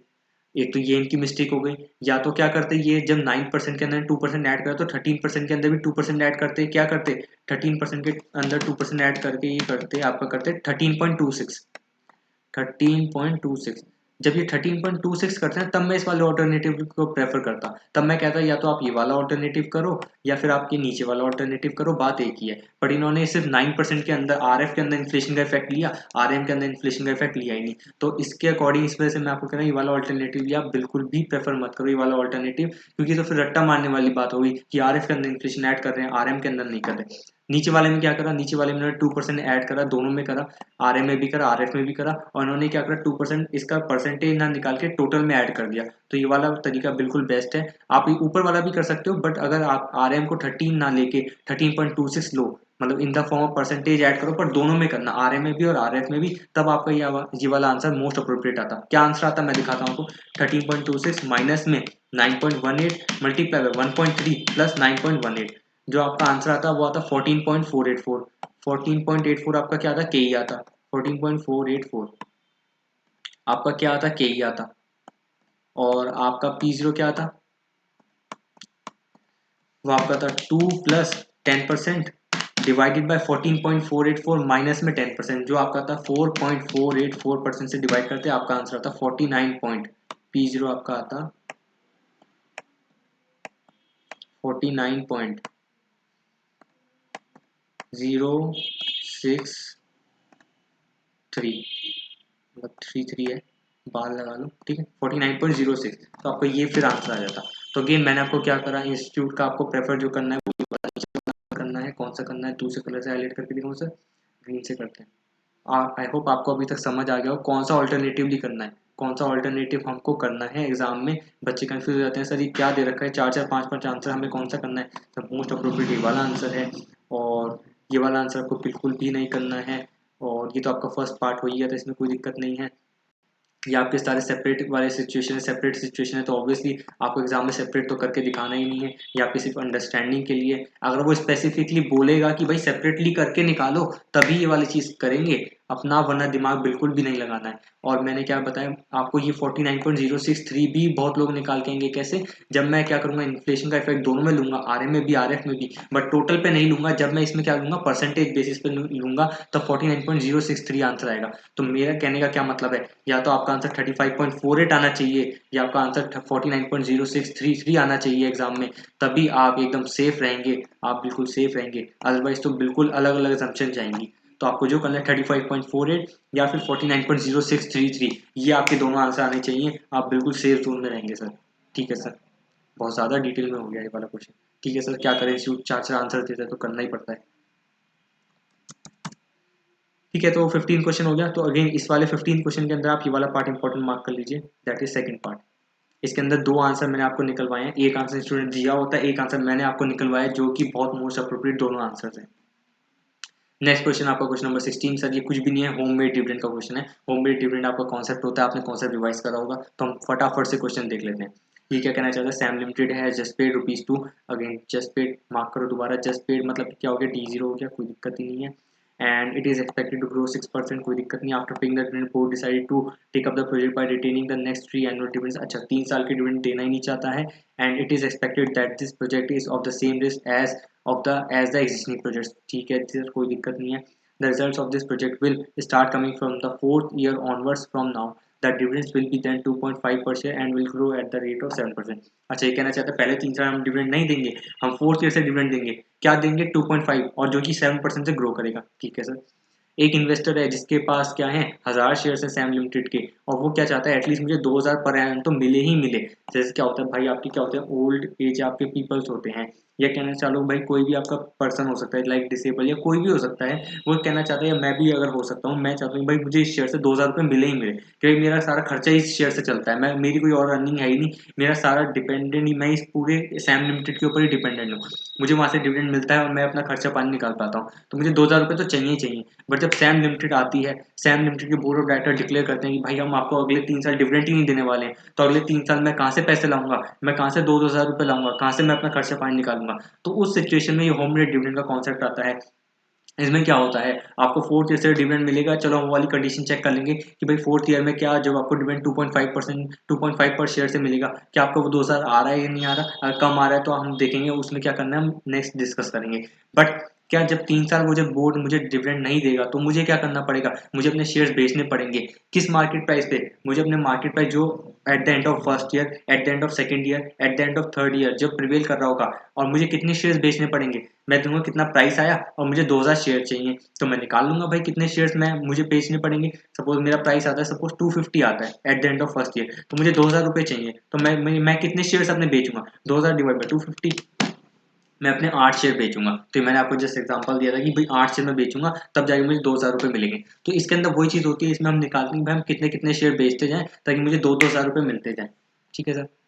Show that the market value of the shares affected by the decision of board. अच्छा, पहले पार्ट में कहना चाहता है भाई मार्केट वैल्यू बताओ कैसे अफेक्ट होगी डिसीजन ऑफ बोर्ड से. तो हम देख लेते हैं, अगर भाई डिसीजन ऑफ बोर्ड नहीं होता तो कंपनी हर साल क्या पे करती, डिविडेंड पे करती, कितना ₹2 पर शेयर. तो इसका प्रेजेंट वैल्यू करके इसका मार्केट प्राइस मतलब P0 निकालो. P0 कैसे निकालते हैं, D0 1 + G upon K - G. D0 कितना है 2, G कितना हुआ 6%, K कितना है आपका के सबसे नीचे लिखा कॉस्ट ऑफ कैपिटल 8%. तो ठीक है, 2 + 6% डिवाइडेड बाय 8% माइनस में 6% दैट इज 2%. तो आपका है 106 आपका आ गया, आपका करंट P0 हो गया जब बोर्ड का डिसीजन नहीं आया था. अब बोर्ड का जब डिसीजन आ गया तब मार्केट प्राइस क्या हो गया, पहले 3 साल में बोर्ड क्या करेगा, आपका कोई डिविडेंड पे नहीं करेगा. ठीक है, 4th ईयर से डिविडेंड पे करेगा. 4th ईयर का डिविडेंड कितना है 2.5 है. D4 क्या है आपका 2.5. सर D3 नहीं है, आप D3 क्योंकि क्या है आप D3 नहीं है, कभी इसमें G भी ऐड कर दो, इसमें ग्रोथ रेट बिल्कुल भी ऐड मत करना. ये आपका D3 नहीं है, ये आपका क्या है D4 है, क्योंकि इन्होंने क्या करा 4th ईयर में डिविडेंड जो होगा आपका D 2.5 होगा, उसके बाद वो 7% से ग्रो करेगा, कोई दिक्कत नहीं है. अब उसके बाद से जब वो 7% ग्रो करेगा तो ये आपका क्या होगा, कांस्टेंट ग्रोथ रेट मॉडल वाला फॉर्मूला हो गया. और इस पे मैं पूरा लंबा चौड़ा भाषण आपको दे के आया पिछले वाले लेक्चर में. हम इसका कैसे प्रेजेंट वैल्यू निकालते हैं P0 में. आप P0 कैसे निकालोगे, जब D4 दे रखा है तो उसका मैं जब K - G करूंगा, क्योंकि D4 हुआ फिर आगे 1 + G, फिर 1 + G इसको डिवाइड करके प्रेजेंट वैल्यू निकालूंगा, तो ये मेरा कांस्टेंट ग्रोथ रेट वाला फॉर्मूला हो गया. TVM से सम ऑफ इनफाइनाइट जीपी से मैं इसका क्या करूंगा, प्रेजेंट वैल्यू निकालूंगा. तो ठीक है, 2.5 divide by K - G, K मेरा कितना 8%, माइनस G कितना हो गया मेरा, G है मेरा 7%. तो ठीक है, मतलब 8% - 7% मतलब 1% से डिवाइड करूंगा 2.5 को, तो मेरा आएगा 250. ये मेरा क्या आएगा, ये मेरा आएगा P3, मेरा P3 आएगा आपका 250. कैसे आएगा, क्योंकि मेरा 2.5 जो था मेरा था D4 था. ठीक है, और मुझे क्या चाहिए, मुझे क्या चाहिए P0 चाहिए. तो P3 को मैं कितनी बार डिवाइड करके लाऊं कि भाई मेरा मतलब कितनी बार मैं प्रेजेंट वैल्यू करके लाऊं कि मेरा P0 आ जाए, 3 बार मैं इसे क्या करूंगा 1 मतलब 8% से कॉस्ट ऑफ कैपिटल से और इसकी प्रेजेंट वैल्यू निकालूंगा. तो ठीक है, डिवाइड बाई 1.08, डिवाइड बाई 1.08, 1.08, ये आएगा आपका 198.46, 198.46. आई होप आपको सब कुछ समझ आ गया. 198.46 ये आंसर. और 106 तो मैंने पहले निकाल लिया था, तो इन दोनों में चेंज देख लो. 198.46 माइनस में 106 आपका आएगा 92.46 का आपका चेंज मांगा था, वही हमने बता दिया कि भाई प्राइस इंक्रीज हो रहा है, बोर्ड का डिसीजन से भाई प्राइस इंक्रीज हो रहा है, तो बढ़िया बोर्ड बढ़िया काम कर रहा है. तो वही इन्होंने बताना था कि भाई क्या क्या इनका आपका क्या हो रहा है, बोर्ड का आपका डिसीजन से क्या market value of the share affect हो रही है, बिल्कुल हो रही है, आपका प्राइस आपका जो है वो इंक्रीज हो रहा है. और ये सारी जो कैलकुलेशन है ना, मैंने आपको बहुत इजीली तरीके से बता दिए, बट इसका सारा डेरिवेशन या कह सकते हैं सारा जो कॉन्सेप्ट है ना, हम लास्ट अपने वीडियो के अंदर कवर करके आए हैं। But still I expect all of you कि आप सबको ये वाला कॉन्सेप्ट आता होगा, आप तभी वाली वीडियो देख रहे हैं, अपने सारे कॉन्सेप्ट रिवाइज करके ही बैठे हैं। हमने क्या करा, देखो 2.5 D4 था। अब मैं इसमें क्या करूंगा, 1 + g जब मैं ऐड करता जाऊंगा, 1 + g ऐड करता जाऊंगा, तो इसकी प्रेजेंट वैल्यू निकालूंगा, क्या करेंगे k-g। तो k-g करा, ये p0 नहीं था, ये जब मैं जैसे k-g करूंगा तो इसकी वैल्यू टोटल मेरी क्या आएगी, मेरा आ जाएगा p3 आ जाएगा। और P3 को अब मुझे प्रेजेंट वैल्यू निकालनी है, मुझे P3 को लाना है P0 पे, तो मुझे इसे 3 बार और डिस्काउंट करना पड़ेगा, किससे, 8% से। 8% से, तो वही देखो, वही हमने करा है। मैं इसे रेस करके दिखाता हूँ आपको। देखो वही करा है ना, 3%, मतलब 3 बार और करें, देखो 3। तो ये इसके अंदर ट्रिक थी, ये वाला चीज़ मैं आपको ऑलरेडी बता के आ चुका हूँ हमने कैसे कैसे करना है, तो इसकी आपकी प्रेजेंट वैल्यू निकल गई। अब देखो सर नेक्स्ट में क्या होगा, ये तो आपका क्या होगा, फर्स्ट पार्ट हो गया, शो कह रहा है कि भाई डिसीजन ऑफ बोर्ड से कैसे अफेक्ट हुआ। अब कह रहा है सेकंड पार्ट में कह रहा है ये also show that as to how investor can maintain his target receive from the investment for the first 3 years and the improve income thereafter, ठीक है, कॉस्ट टू कैपिटल 8%। तो उन्होंने वही चीज़ करवाई है कि भैया मुझे 3 साल में अगर बोर्ड का डिसीजन हुआ ये तो मुझे डिविडेंड देंगे ही नहीं, तो मैं 2,000 रुपये कहाँ से लाऊंगा, मुझे 2,000 रुपये लाने के लिए अपने शेयर बेचने पड़ेंगे। और मेरे पास अभी करंटली कितने शेयर्स हैं, मेरे पास 1,000 शेयर हैं, मैं हर साल कितने कितने शेयर बेचूं, तो obviously eight the end of year 1, year 2, year 3 पे जो जो प्राइस होगा उसमें मैं अपने शेयर्स बेचूंगा। तो एट द एंड ऑफ क्या निकाल लो आप, ईयर 1, 2, 3 का प्राइस निकाल लो, उस पर आप शेयर्स बेच देना, कितने बेचेंगे उसकी हम कैलकुलेशन कर लेंगे, 2000 डिवाइड बाई जो आपका मार्केट प्राइस होगा। तो अब देख लो क्या क्या आपका मार्केट प्राइस आया, P1, P2, P3। हम P3 निकाल चुके हैं, P3 हम 250 निकाल चुके हैं सर, ये इतना बड़ा बड़ा मैंने लिखा भी हुआ है आपके लिए, कैसे निकाला था। P3 हमने निकाला था D4/K-g, आपने कांस्टेंट ग्रोथ रेट वाले फॉर्मूले से निकाला था, देखो यहाँ पे मैंने दिखाया भी, अभी आपको दिखाया, देखो P3 आपको दिखाई दिया, D4/K-g, ये आपका P3 आया था, P3 आपका आया था 250, देखो इन्होंने लिखा भी हुआ, expected market price at the end of year 3 आपका 250 आया।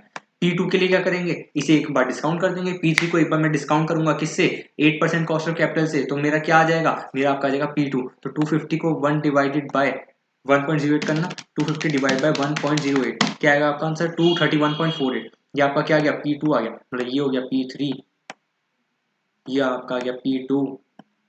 और इसको एक और बार डिवाइड करेंगे 1.08 से, 231.48 को डिवाइड करो 1.08 से, तो मेरा क्या आ गया, P1 आ गया, क्या आ गया, 214.33, 214.33, देखो ये आ गया, बेहतरीन। तो हमारे 3 प्राइस आ गए, अब निकाल लो सर कितने कितने शेयर बेचने हैं। अब मुझे eight the end of year 1 कितने चाहिए, 2,000 रुपये, प्राइस कितना मेरा 214.33, डिवाइड करो, आपका आंसर आएगा 9.33। कहने का मतलब मैं 10 शेयर्स बेच दूँ अपने, देखो 10 शेयर मैं बेच दूँ, तो मेरा क्या होगा, मैं अगर 10 शेयर बेच दूंगा तो मुझे 2,000 रुपये मिल जाएंगे, तो ठीक है, 10 शेयर इंटू मेरा क्या मार्केट प्राइस है 214.33, तो मुझे कितने मिल जाएंगे, 214.30, 214.30, ठीक है।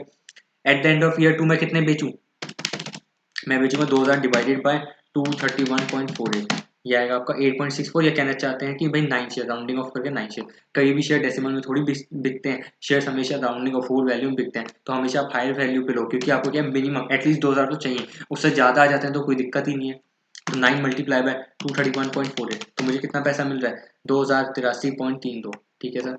नेक्स्ट में मैं क्या करूंगा, मैं eight the end of year 3 कितना बेचूंगा, 2,000 डिवाइड बाई 250, ये आपका 8 शेयर, तो अब 2,000 रुपये भी आ गए। तो अल्टीमेटली मैंने शेयर्स कितने बेचे, फर्स्ट ईयर में बेचे मैंने आपके 10 शेयर, सेकंड ईयर में मैंने 9 बेचे, थर्ड ईयर में 8 बेचे, तो टोटल 27 शेयर्स बेचे। थे कितने मेरे पास, 1,000 थे, तो टोटल कितने रह गए eight the end of year 3, eight the end of year 3 या फिर बिगनिंग ऑफ ईयर 4, मेरे पास 973 शेयर्स रह गए, 973 शेयर्स रह गए मेरे eight the end of year 3। और उसका मार्केट प्राइस क्या प्रिवेल कर रहा है eight the end of year 3 का, मेरा कर रहा है 250। देखना मेरे पास कितनी पोर्टफोलियो वैल्यू है, मेरे पास 2,43,250, 2,43,250। और eight the end of year 4 मेरे पास नंबर ऑफ शेयर्स 973 हैं, और मुझे कितने पैसे मिलेंगे, डीपीएस मेरा क्या हो जाएगा, 2.5 हो जाएगा। Dividend eight the end of year 4 मुझे क्या मिलेगा, मुझे ₹2.5 का डिविडेंड मिलेगा। मल्टीप्लाई करो 973 मल्टीप्लाई ₹2.5, क्या ये 2,000 आ रहा है, कम से कम 2,000 आना चाहिए, नहीं आएगा तो फिर मैं बेचूंगा शेयर, क्या बेचने की जरूरत पड़ेगी, देख लेते हैं। 973 मल्टीप्लाई बाय 2.5 क्या है, 2,432.5, सर हमें बेचने की जरूरत है ही नहीं। होममेड डिविडेंड का कॉन्सेप्ट बहुत ही बेहतरीन कॉन्सेप्ट है, इसने तो मजा ही दिला दिया सर। 243.50, तो मुझे एट द मतलब एटलीस्ट मुझे 2000 रुपये चाहिए थे और मेरा आ भी रहा है। तो मतलब फर्स्ट 3 ईयर्स के अंदर मैंने कैलकुलेशन कर ली कि मुझे 2000 रुपये चाहिए थे, तो मैंने कितने शेयर बेचूं वो कर लिया हमने। अब देखा कि भाई टोटल शेयर्स कितने रह गए, रिमेनिंग शेयर्स देखे और उसका प्राइस देखा, तो वो देखा मेरी तो पोर्टफोलियो वैल्यू 2,40,000 से 250 आ गई। ये निकालने की जरूरत नहीं है, मैंने निकलवा दिया आपको। ठीक है, अब मैं देखूंगा eight the end of year 4 क्या मुझे 2000 रुपये मिल रहे हैं। मेरे पास टोटल शेयर्स 973 और उन्होंने कहा था भाई डिविडेंड ईयर 4 में मुझे क्या होगा, ₹2.5 का हो। देख लो क्या 2000 आ रहा है, 2432.50, मतलब 2000 से ज्यादा ही आ रहा है, तो कोई दिक्कत नहीं है। So the project is taken up by the company, the investor would be able to maintain his target receipt of at least 2000 for the first year and would be getting increased income thereafter। कोई दिक्कत ही नहीं है। Question बहुत important था sir, question mark कर लीजिए, PIP important question है। शायद आपको या तो ये वाला क्वेश्चन भी देख सकता है। लास्ट क्लास में मैंने आपको एक क्वेश्चन मार्क कराया था एंड आपका सेकंड क्वेश्चन 16th और मार्क कर लीजिए। लास्ट डे में आपको ये 2 क्वेश्चन तो बिल्कुल ही देख के जाने हैं, बाकी सारे क्वेश्चन आपके बेसिक से ही क्वेश्चन थे सिक्योरिटी वैल्यूएशन के। Question number 17, XY limited has paid a dividend of ₹2 अलो, फिर पेड, ये सारे क्वेश्चन पेड के D0 ही बता रहा है क्या। इन्होंने कहा फिर पेड मतलब D0 या कोई दिक्कत नहीं, फिर D0 इन्होंने माना, कोई दिक्कत नहीं। The dividend is expected to grow, the dividend is expected to grow at the rate of 40%, ठीक है, for the next 5 years and 15% thereafter. The return of 182 treasury bill is 11%, मतलब RF है आपका 11% है, मार्केट रिटर्न आपका 18% है, उसका variance है 24% है, को वेरियंस आपका है आपका विद दैट ऑफ मार्केट 30% है। You are required to calculate the required rate of return and the intrinsic value of the stock.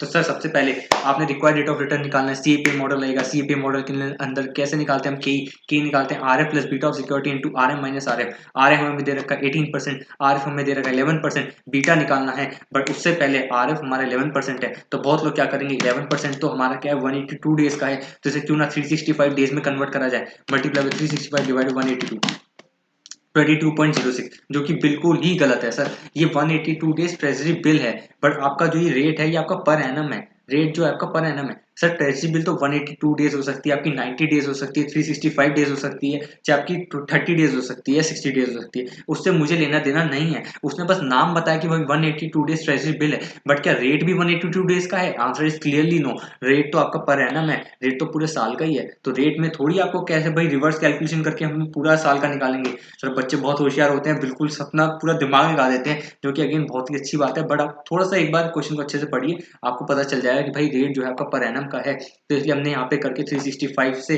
Divide 182 करके हमने पर एनम रेट नहीं निकाला, ये ऑलरेडी पर एनम है। 182 डेज आपको जानबूझ के कंफ्यूज करके दिया गया है, ये आपका ट्रेजरी बिल का नाम है, आपका बॉन्ड का नाम है, आपको बिल्कुल भी इसमें कुछ नहीं करना है। 11% ही आपका RF रहेगा। सर एक तो ये बात हो गई कि RF मेरा 11% रहेगा, आपका 22.06 बिल्कुल भी नहीं होगा, ठीक है सर।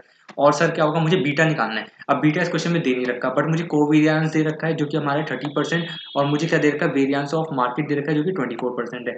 सर बीटा, आप पोर्टफोलियो वैल्यूएशन के अंदर बीटा निकालने के लिए बहुत सारे फॉर्मुले पढ़े होंगे आपने। कैसे पढ़े होंगे, change in security return upon में चेंज इन मार्केट रिटर्न, एक तो ये फॉर्मुला हो गया। एक आपने फॉर्मुला पढ़ा होगा कैसे, आपने रिग्रेशन इक्वेशन पढ़ी होगी, लंबी चौड़ी सी इक्वेशन होती है, एक्स बार वाई बार कर करके इक्वेशन होती है, आपने वो पढ़ी होगी। एक आपने फॉर्मुला पढ़ा होगा covariance of security market upon variance of market, beta ऐसे भी निकाला जाता है। तो इसके अंदर वही वाला फॉर्मुला लग रहा है, क्योंकि बाकी सारी इक्वेशन तो और बाकी सारी इन्फॉर्मेशन हमारे पास गिवन नहीं है, बट हमारे पास कोवेरियंस दे रखा है और वेरियंस दे रखा है। तो निकालो covariance of security and market क्या 30%, डिवाइड करो इसे किससे, वेरियंस ऑफ मार्केट जो कि 24% से।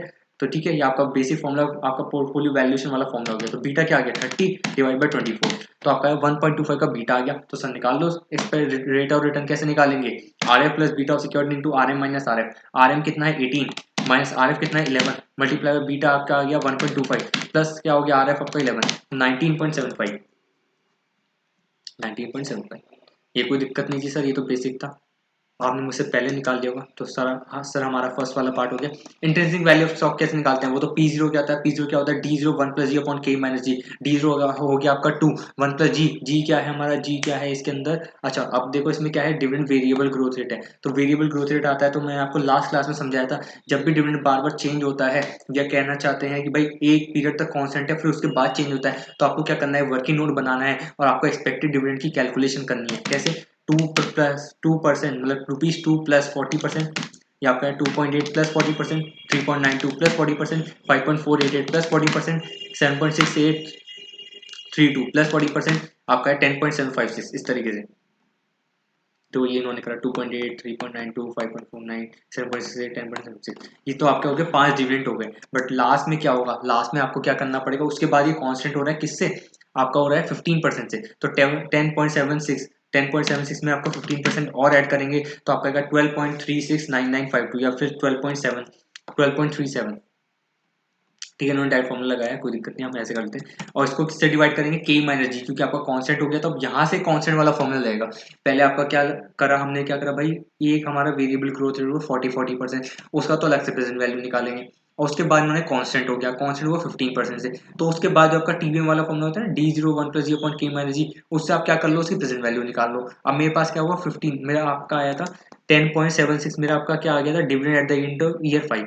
तो D6 कैसे आया मेरा, 10.76 प्लस 15% कर दिया मैंने, तो मेरा क्या आ गया, D6 आ गया। अब मुझे इसे क्या करना होगा, मुझे अपॉन के ई माइनस जी जैसे ही मैं करूंगा तो मेरा क्या आ जाएगा, मेरा आ जाएगा आपका P5 आ जाएगा। ये वाला कॉन्सेप्ट मैं आपको लास्ट क्लास में समझा के आया हूँ, अच्छे समझा के हूँ, अभी भी इस क्लास में भी अच्छे समझाया है।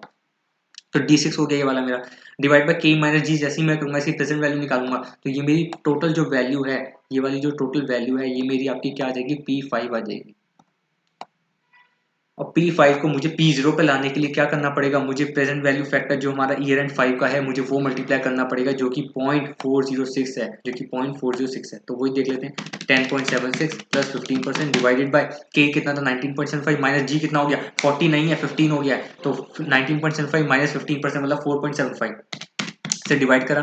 ठीक है, मल्टीप्लाई क्या करा 0.406, आंसर क्या है 105.77, 105.77। देखो सर ये आ गया, कोई दिक्कत नहीं है। और इन सब की आपको देखो 19.75 से इन्होंने प्रेजेंट वैल्यू निकाली, कैसे 1 डिवाइड 1.1975, ये आएगा 0.835, 0.697, 0.835, 0.697, 0.582, 0.486, 0.406। तो ये तो डिविडेंड की प्रेजेंट वैल्यू होगी 16.36। और हमने क्या करा था, प्राइस का जो हमारा टर्मिनल वैल्यू थी, जो कि हमारा P5 आया था, उसकी प्रेजेंट वैल्यू कैसे निकाली है, वो हमारी 105.77 आई है। दोनों को ऐड करेंगे 122.313, 122.13 आपका इंट्रिंसिक वैल्यू आ गया। तो सर आई होप कि आपको ये वाला क्वेश्चन भी आया, कि आपको रिवाइज करने की जरूरत नहीं, बेसिक क्वेश्चन था। रिक्वायर्ड रेट ऑफ रिटर्न आप सबने निकाल लिया होगा, और आपको क्या करना था, आपको ये भी देखना था, आपको टर्मिनल वैल्यू निकालनी थी, जो हम पहले वाले क्वेश्चन में भी कवर कर चुके हैं। तो आप देख लीजिए, आपको अगर ये रखना है क्वेश्चन में, आई होप आपको रखने की जरूरत नहीं है, वाला क्वेश्चन भी आप काटा मार सकते हैं, लास्ट रिवीजन में आपको जरूरत नहीं है। बट अगेन अगर आप चाहें तो आप इसे थर्ड या रिवीजन तक के लिए भी रख सकते हैं, सेकंड या थर्ड रिवीजन के लिए भी आप इसे रख सकते हैं। क्वेश्चन नंबर 18, जो आपका क्वेश्चन नंबर 18 है, वो आपका बायबैक शेयर पे है। बायबैक हम करते हैं, देख लेते हैं। राहुल लिमिटेड है, उसके पास सरप्लस कैश 100 लाख है, उसे वांट टू डिस्ट्रीब्यूट 27%। तो 100 का 27% मतलब 27 लाख रुपए, वो कहता है कि भाई मुझे देने हैं, ठीक है, of it to the shareholder. The company decides to buy back the share. The finance manager of the company estimates that its share price after repurchase is likely to be 10% of the buyback price of the if the buyback route is taken। अच्छा, कहना चाह रहे हैं कि भाई after repurchase जो मेरा price होगा वो 10% अबाउ दी बायबैक प्राइस होगा। तो सपोज हमारा बायबैक प्राइस x है या सपोज p है, तो हमारा जो आफ्टर रीपर्चेज होगा 1.1 p हो जाएगा। ठीक है, अगर मेरा रीपर्चेज या मेरा बायबैक प्राइस अगर x है या मेरा P है, तो मेरा आफ्टर परचेज क्या हो जाएगा, आफ्टर जो मेरा बायबैक प्राइस है, जो हमारा हो जाएगा प्राइस, वो 1.1x हो जाएगा, 1.1 P हो जाएगा। ठीक है, total number of shares outstanding at present है हमारे 10 लाख है, और मेरे पास करंट टीपीएस है आपकी ₹3। You are required to determine, हमें क्या डिटरमाइन करना है, you are required to determine the price at which the shares can be repurchase if the market capitalisation of the company should be ₹210 lakhs after buyback. ठीक है, तो उन्होंने क्या करा भाई, मार्केट कैपिटलाइजेशन की ₹210 lakhs है। तो आप बताओ एमपीएस कैसे निकालते हैं, एमपीएस निकालते हैं आपका market capitalisation divide by total number of shares. तो उन्होंने बोला कि भाई आफ्टर बायबैक हमारी मार्केट कैपिटलाइजेशन 210 lakhs हो जाएगी, डिवाइड बाय हमें क्या करना पड़ेगा, total number of shares after buyback, equal to वो क्या आएगा आपका मार्केट प्राइस आफ्टर बायबैक। वो क्या था, मार्केट प्राइस आफ्टर बायबैक था 1.1 पी या 1.1x। तो इससे इस तरीके से आप इक्वेशन सॉल्व कर सकते हैं, ये आपका बहुत सिंपल क्वेश्चन है। देखिए, मार्केट कैपिटलाइजेशन निकलवा रहा है ये, मार्केट कैपिटलाइजेशन मैं कह रहा हूँ 210 है, डिवाइड बाय मुझे क्या करना पड़ेगा, total number of shares after buyback. वो कैसे निकालेंगे, मेरे पास एग्जिस्टिंग 10 लाख शेयर्स हैं, इसमें से जब मैं बायबैक करूंगा तो मेरे शेयर कम हो जाएंगे, माइनस कितने कम हो जाएंगे, मैं करना चाहता हूँ बायबैक 27 lakhs में अमाउंट पे करना चाहता हूँ, और किस प्राइस पे करना चाहता हूँ मुझे नहीं पता, मैं उसे पी एज्यूम कर लेता हूँ।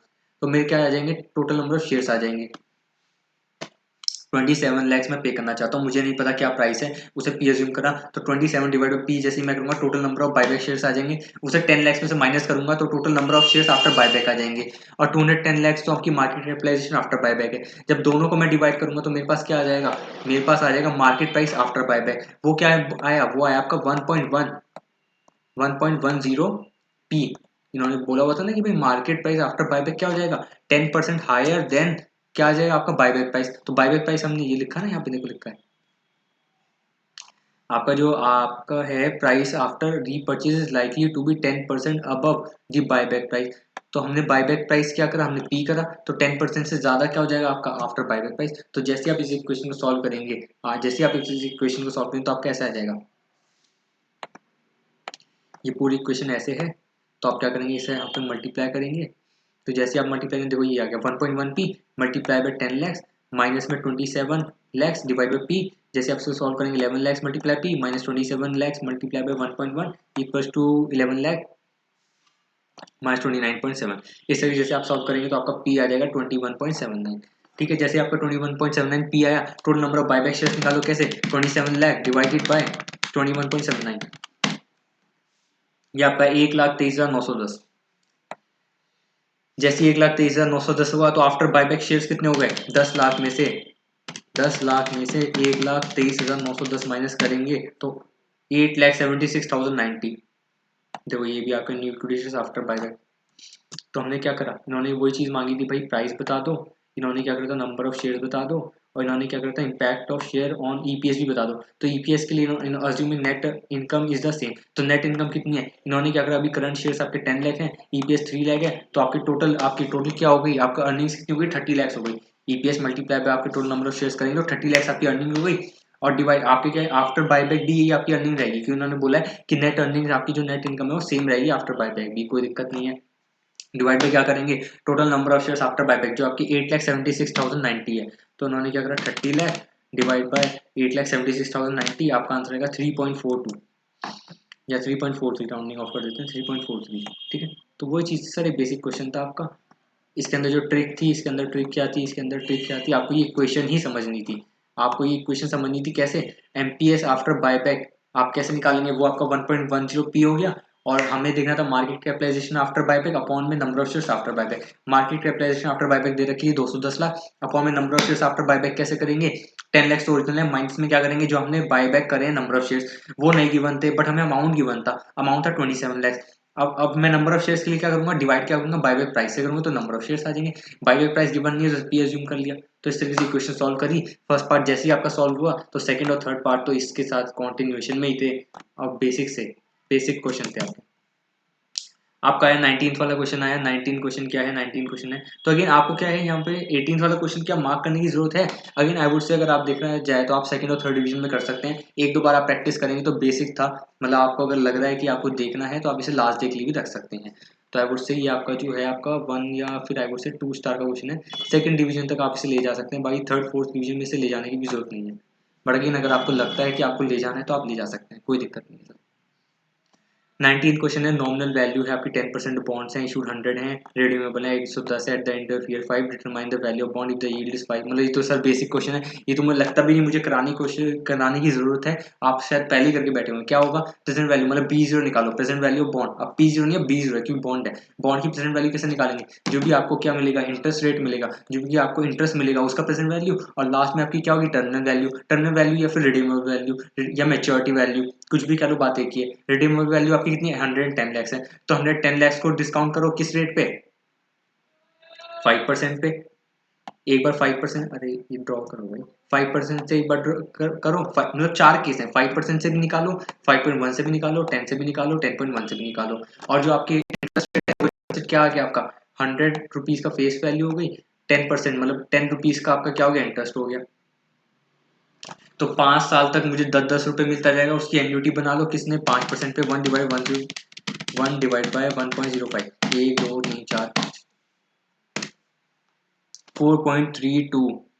4.329 यही है ना, ये 4.33 एक ही बात है, तो 4.3295। ठीक है, और लास्ट ईयर का मेरा प्रेजेंट वैल्यू फैक्टर क्या था 1/1.05, क्या है आपका 0.7835 तो ठीक है। देखो 10 लाख का तो हमारा एन्युटी बन गई, क्योंकि मुझे 10 रुपए मुझे आपको क्या मिल रहे हैं 5 साल में लगातार मिल रहे हैं, और लास्ट मुझे 110 रुपए की मुझे क्या मिल रही है मैच्योरिटी वैल्यू मिल रही है। 5% पे डिस्काउंट कर प्रेजेंट वैल्यू 129.48 आ गई। अब सेम टेबल की ये 10 और 110 मिल रहे हैं। अब मैंने क्या करा 5.1% पे मैंने एन्युटी बनाई 4.3175, और एक लास्ट का मैंने प्रेजेंट वैल्यू फैक्टर लिया 0.7798 किसके लिए मैच्योरिटी वैल्यू के लिए 110 के लिए। तो मेरा आंसर है 128.953। फिर मैं 10% पे निकाला, 10% पे लास्ट में मुझे मेरी एन्युटी बनी 3.7908, और लास्ट में मेरा जो प्रेजेंट वैल्यू फैक्टर है किसके लिए मैच्योरिटी वैल्यू जो आपकी 110 है उसके लिए 0.6209, तो मेरा जो आपका प्रेजेंट वैल्यू है 106.207। और लास्ट में 10.1% के लिए भी मैंने इसकी एन्युटी बनाई 3.7811 कैसे 1 डिवाइड बाई 1.101 1 2 3 4 5, तो 5th ईयर का फैक्टर तो मेरा 0.618 बनाया, और इसकी एन्युटी कितनी आई 3.7811, दोनों को मल्टीप्लाई करा प्रेजेंट वैल्यू निकाली 105.802। सर ये तो बेसिक क्वेश्चन हो गया, ये तो आई गेस अगेन ये वाला क्वेश्चन भी आपको रिवाइज करने की बिल्कुल भी जरूरत नहीं है, ये सिंपल आपका प्रेजेंट वैल्यू का क्वेश्चन है, ये बिल्कुल भी जरूरत नहीं है आपको रिवाइज करने की। Last question of today's video या टुडेज लेक्चर। नेक्स्ट आपके हम जो वीडियोस हैं उसमें आपका 21 से 31 करने वाले, लास्ट क्वेश्चन आपका क्वेश्चन नंबर 20 है। तो इस वाले क्वेश्चन को हम फटाफट देख लेते हैं क्या कहना चाहता है। Investor is considering the purchase of the following bond, face value 10 की है, कूपन रेट 11% का है, मैच्योरिटी 3 ईयर्स की है, मतलब मेरा क्या कूपन रेट 11%, फेस वैल्यू 10 की, तो मेरा इंटरेस्ट रेट कितना हो गया 100 मल्टीप्लाई 11%, मतलब 11 रुपीज का मेरा इंटरेस्ट रेट हो गया। कितने साल के लिए 3 साल के लिए। और मैच्योरिटी वैल्यू कितनी है नहीं दे रखी, तो हम क्या करते हैं पार वैल्यू बॉन्ड होती है, मतलब फेस वैल्यू पे रिडीम होगा, मतलब 100 पे ही आपका क्या होगा रिडीम होगा। एंड उसकी यील्ड कितनी 13%, तो क्या कहना है what is the maximum price you should be ready to pay. तो क्या करेंगे सर 11 11 11 मतलब 3 बाईस की एन्युटी बना के क्या करो प्रेजेंट वैल्यू निकालो, और लास्ट में मैच्योरिटी आपकी 100 है, उसको प्रेजेंट वैल्यू करो किस फैक्टर पे किस रेट पे 13% पे। तो ये तो बेसिक क्वेश्चन हो गया, मुझे कराने की जरूरत नहीं है। ये तो 19 और 20 का फर्स्ट पार्ट सेम हो गया, बस फिगर से डिफरेंट है। देखो इन्होंने क्या करा 1 डिवाइड 1.13 1 2 3, इसका एन्युटी बनी 2.361 देखो, और 11 का आपका इंटरेस्ट रेट मैंने निकाल लिया, तो 3 साल की इसकी एन्युटी बन गई, और लास्ट में 100 रुपीज का पार वैल्यू हुआ, और इसका लास्ट का फैक्टर क्या आया था 1 डिवाइड 1.13 1 2 3 0.693, तो 0.693 100 का। अब इसकी प्रेजेंट वैल्यू निकालो 100 मल्टीप्लाई 0.693 प्लस में आपका क्या आएगा 11 मल्टीप्लाई 2.361, आपका आंसर आएगा 95.271 95.27। तो कोई दिक्कत नहीं है सर, ये वाला भी आपका बेसिक हो गया। अब सेकंड पार्ट में क्या करवाना चाहता है ये हमसे, सेकंड पार्ट में कहना चाहता है if the bond is selling at 97.60 what is his yield. तो क्या कह रहा है भाई 97.60 है, तो इसकी यील्ड मतलब के बता दो, के डी बता दो, के डी। अब B0 वाले कॉन्सेप्ट में ये के ई नहीं होता, 13% के ई नहीं होता, के डी होता है, के डी होता है। ऊपर वाले क्वेश्चन में भी यहाँ पे के ई नहीं था, के डी था, ये जो आपके थे के डी थे, क्योंकि यील्ड ऑफ बॉन्ड है, बॉन्ड के अंदर कॉस्ट ऑफ कैपिटल जो होता है वो आपका कॉस्ट ऑफ इक्विटी नहीं होता, कॉस्ट ऑफ डेट होता है, तो उसको केडी बोला जाता है। तो ठीक है इन्होंने क्या करा केडी बता दो। तो इसके भी 2-3 तरीके हैं। पहला वाला तरीका तो आपका आयर वाला फॉर्मूला होता है कि भाई क्या करो आप प्रेजेंट वैल्यू निकालो कैसे 3 साल का, सपोज आप कोई भी रेट अज्यूम कर लो, आपने सपोज 10% अज्यूम कर लिया, तो 10% पे आप उसकी एन्युटी बनाओ, ठीक है 3 साल की, उससे 11% 11 आपका इंटरेस्ट रेट है उससे मल्टीप्लाई करो। मतलब ये क्या कहना चाहता है, ये आपने जो फॉर्मूला करा था ना यहाँ पे 13% से, ये कहना चाहता है भाई एक बार 10% से आप क्या निकाल लो इसका B0 निकाल लो, ठीक है 10% की उसकी एन्युटी बना के 11 पे मल्टीप्लाई कर देना, और लास्ट का जो आपका 10% का लास्ट का प्रेजेंट वैल्यू फैक्टर था वो क्या आता है पॉइंट क्या आता है 0.751 आता है क्या, हाँ 0.751 आता है, उसमें 100 मल्टीप्लाई करके इसका क्या करना B0 निकालना। फिर आप देखना कि भाई 15% पे निकालना, फिर जो उसका आएगा 15% पे लगा के फिर वो देखना क्या आंसर आ रहा है। और हमें क्या चाहिए, हमें चाहिए 97.60। तो आपका क्या होता है आयर वाली टेक्निक होती है, आपका आयर वाली टेक्निक होती है, आपको उस तरीके से आप निकाल सकते हो, क्या निकाल सकते हो केडी निकाल सकते हो। एक दूसरा तरीका भी होता है, आपका दूसरा तरीका होता है आपका अप्रोक्सीमेट वैल्यू मेथड। आपका अप्रोक्सीमेट वैल्यू मेथड क्या होता है, आपकी इक्वेशन बनती है, आपके अप्रोक्सीमेट वैल्यू मेथड ये आपकी देखो ये बाई टीम कैसे निकालते हैं इंटरेस्ट प्लस ये क्या होती है आपकी रिडीमेबल वैल्यू, आप कह सकते हैं मेच्योरिटी वैल्यू, माइनस में क्या करते हैं B0 जो कि इस वाले क्वेश्चन में दे रखा है, कितना दे रखा है 97.60 डिवाइडेड बाय क्या करते हैं मेच्योरिटी ईयर जो कि आपके हैं 3, डिवाइड क्या करते हैं मेच्योरिटी ईयर जो आपके हैं 3, और होल डिवाइडेड बाय पूरे को डिवाइड करते हैं किससे मेच्योरिटी वैल्यू प्लस आपका होता है B0 होल डिवाइड बाय 2, मतलब इसका एवरेज से डिवाइड करते हैं। तो इस तरीके से आपका क्या आ जाता है, आपका आ जाता है YTM, इसे कहते हैं आपका KDB कहते हैं। हम आंसर निकाल लेते हैं 100 माइनस 97.6 डिवाइड बाई 3 प्लस 11 ये आपका 11.8 और 100 प्लस 97.6 डिवाइड बाई 2 ये आपका 98.8, तो 11.8 डिवाइड बाई 98.8 परसेंट आया 11.94, राउंडिंग ऑफ करके कह रहा है 12 कर दो। और ऊपर तो उन्होंने क्या करा, क्वेश्चन बनाने वाले को आंसर पता ही होता है तो उसने डायरेक्टली 12% पे भी कैलकुलेट करके दिखा दिया कि 97.62 आया है, तो इसलिए 97.60 which is more than the fair value, the YTM would be less than 13%, the value is approximately equal to the amount purchase 97.60, therefore the YTM will be 20%। तो कोई दिक्कत नहीं थी, आपको 12% निकालना है। एक दूसरा तरीका मैंने आपके लिए बताया IR वाला, IRR वाला। आपको क्या करना होता है, 2 रेट अज्यूम करने होते हैं। सपोज आप 10% अज्यूम करिए, 15% अज्यूम करिए, आप 20% अज्यूम करिए, कोई भी रेट अज्यूम करिए, 2 रेट अज्यूम करिए और उस पर देखिए आपका B0 कितना आ रहा है, और जो भी डिफरेंस आ रहा है आप इंटरपोलेशन मेथड वाले तरीके से आप आयरन निकाल सकते हैं, जो कि अप्रॉक्सीमेटली आपका 12% के आसपास ही आएगा। तो सर ये था मेरी तरफ से आज आपके लिए क्वेश्चन नंबर 20 तक। आपको आगे क्या करना है, आपको क्वेश्चन नंबर 21 से मैं आपको आगे सीरीज करवाऊंगा। तो अगर आपको अच्छा लग रहा है तो आप प्लीज़ 1.5 1.6x पे क्वेश्चन सॉल्व करिए, फटाफट मुझसे आगे सॉल्व करिए, एंड ये डेफिनेटली आप मुझे बीट करिए, और कुछ एग्जामिनर को भी फिर आप बीट करके आइएगा, अच्छे अच्छे नंबर स्कोर करिएगा। एंड अगर आपको वीडियो अच्छी लगी तो please do like, subscribe as well as share these videos of with all of your friends. And at the end what I would like to say is enjoy and all the best of luck, all the future chartered accountants for your upcoming examinations, and enjoy. Best of luck. Bye bye.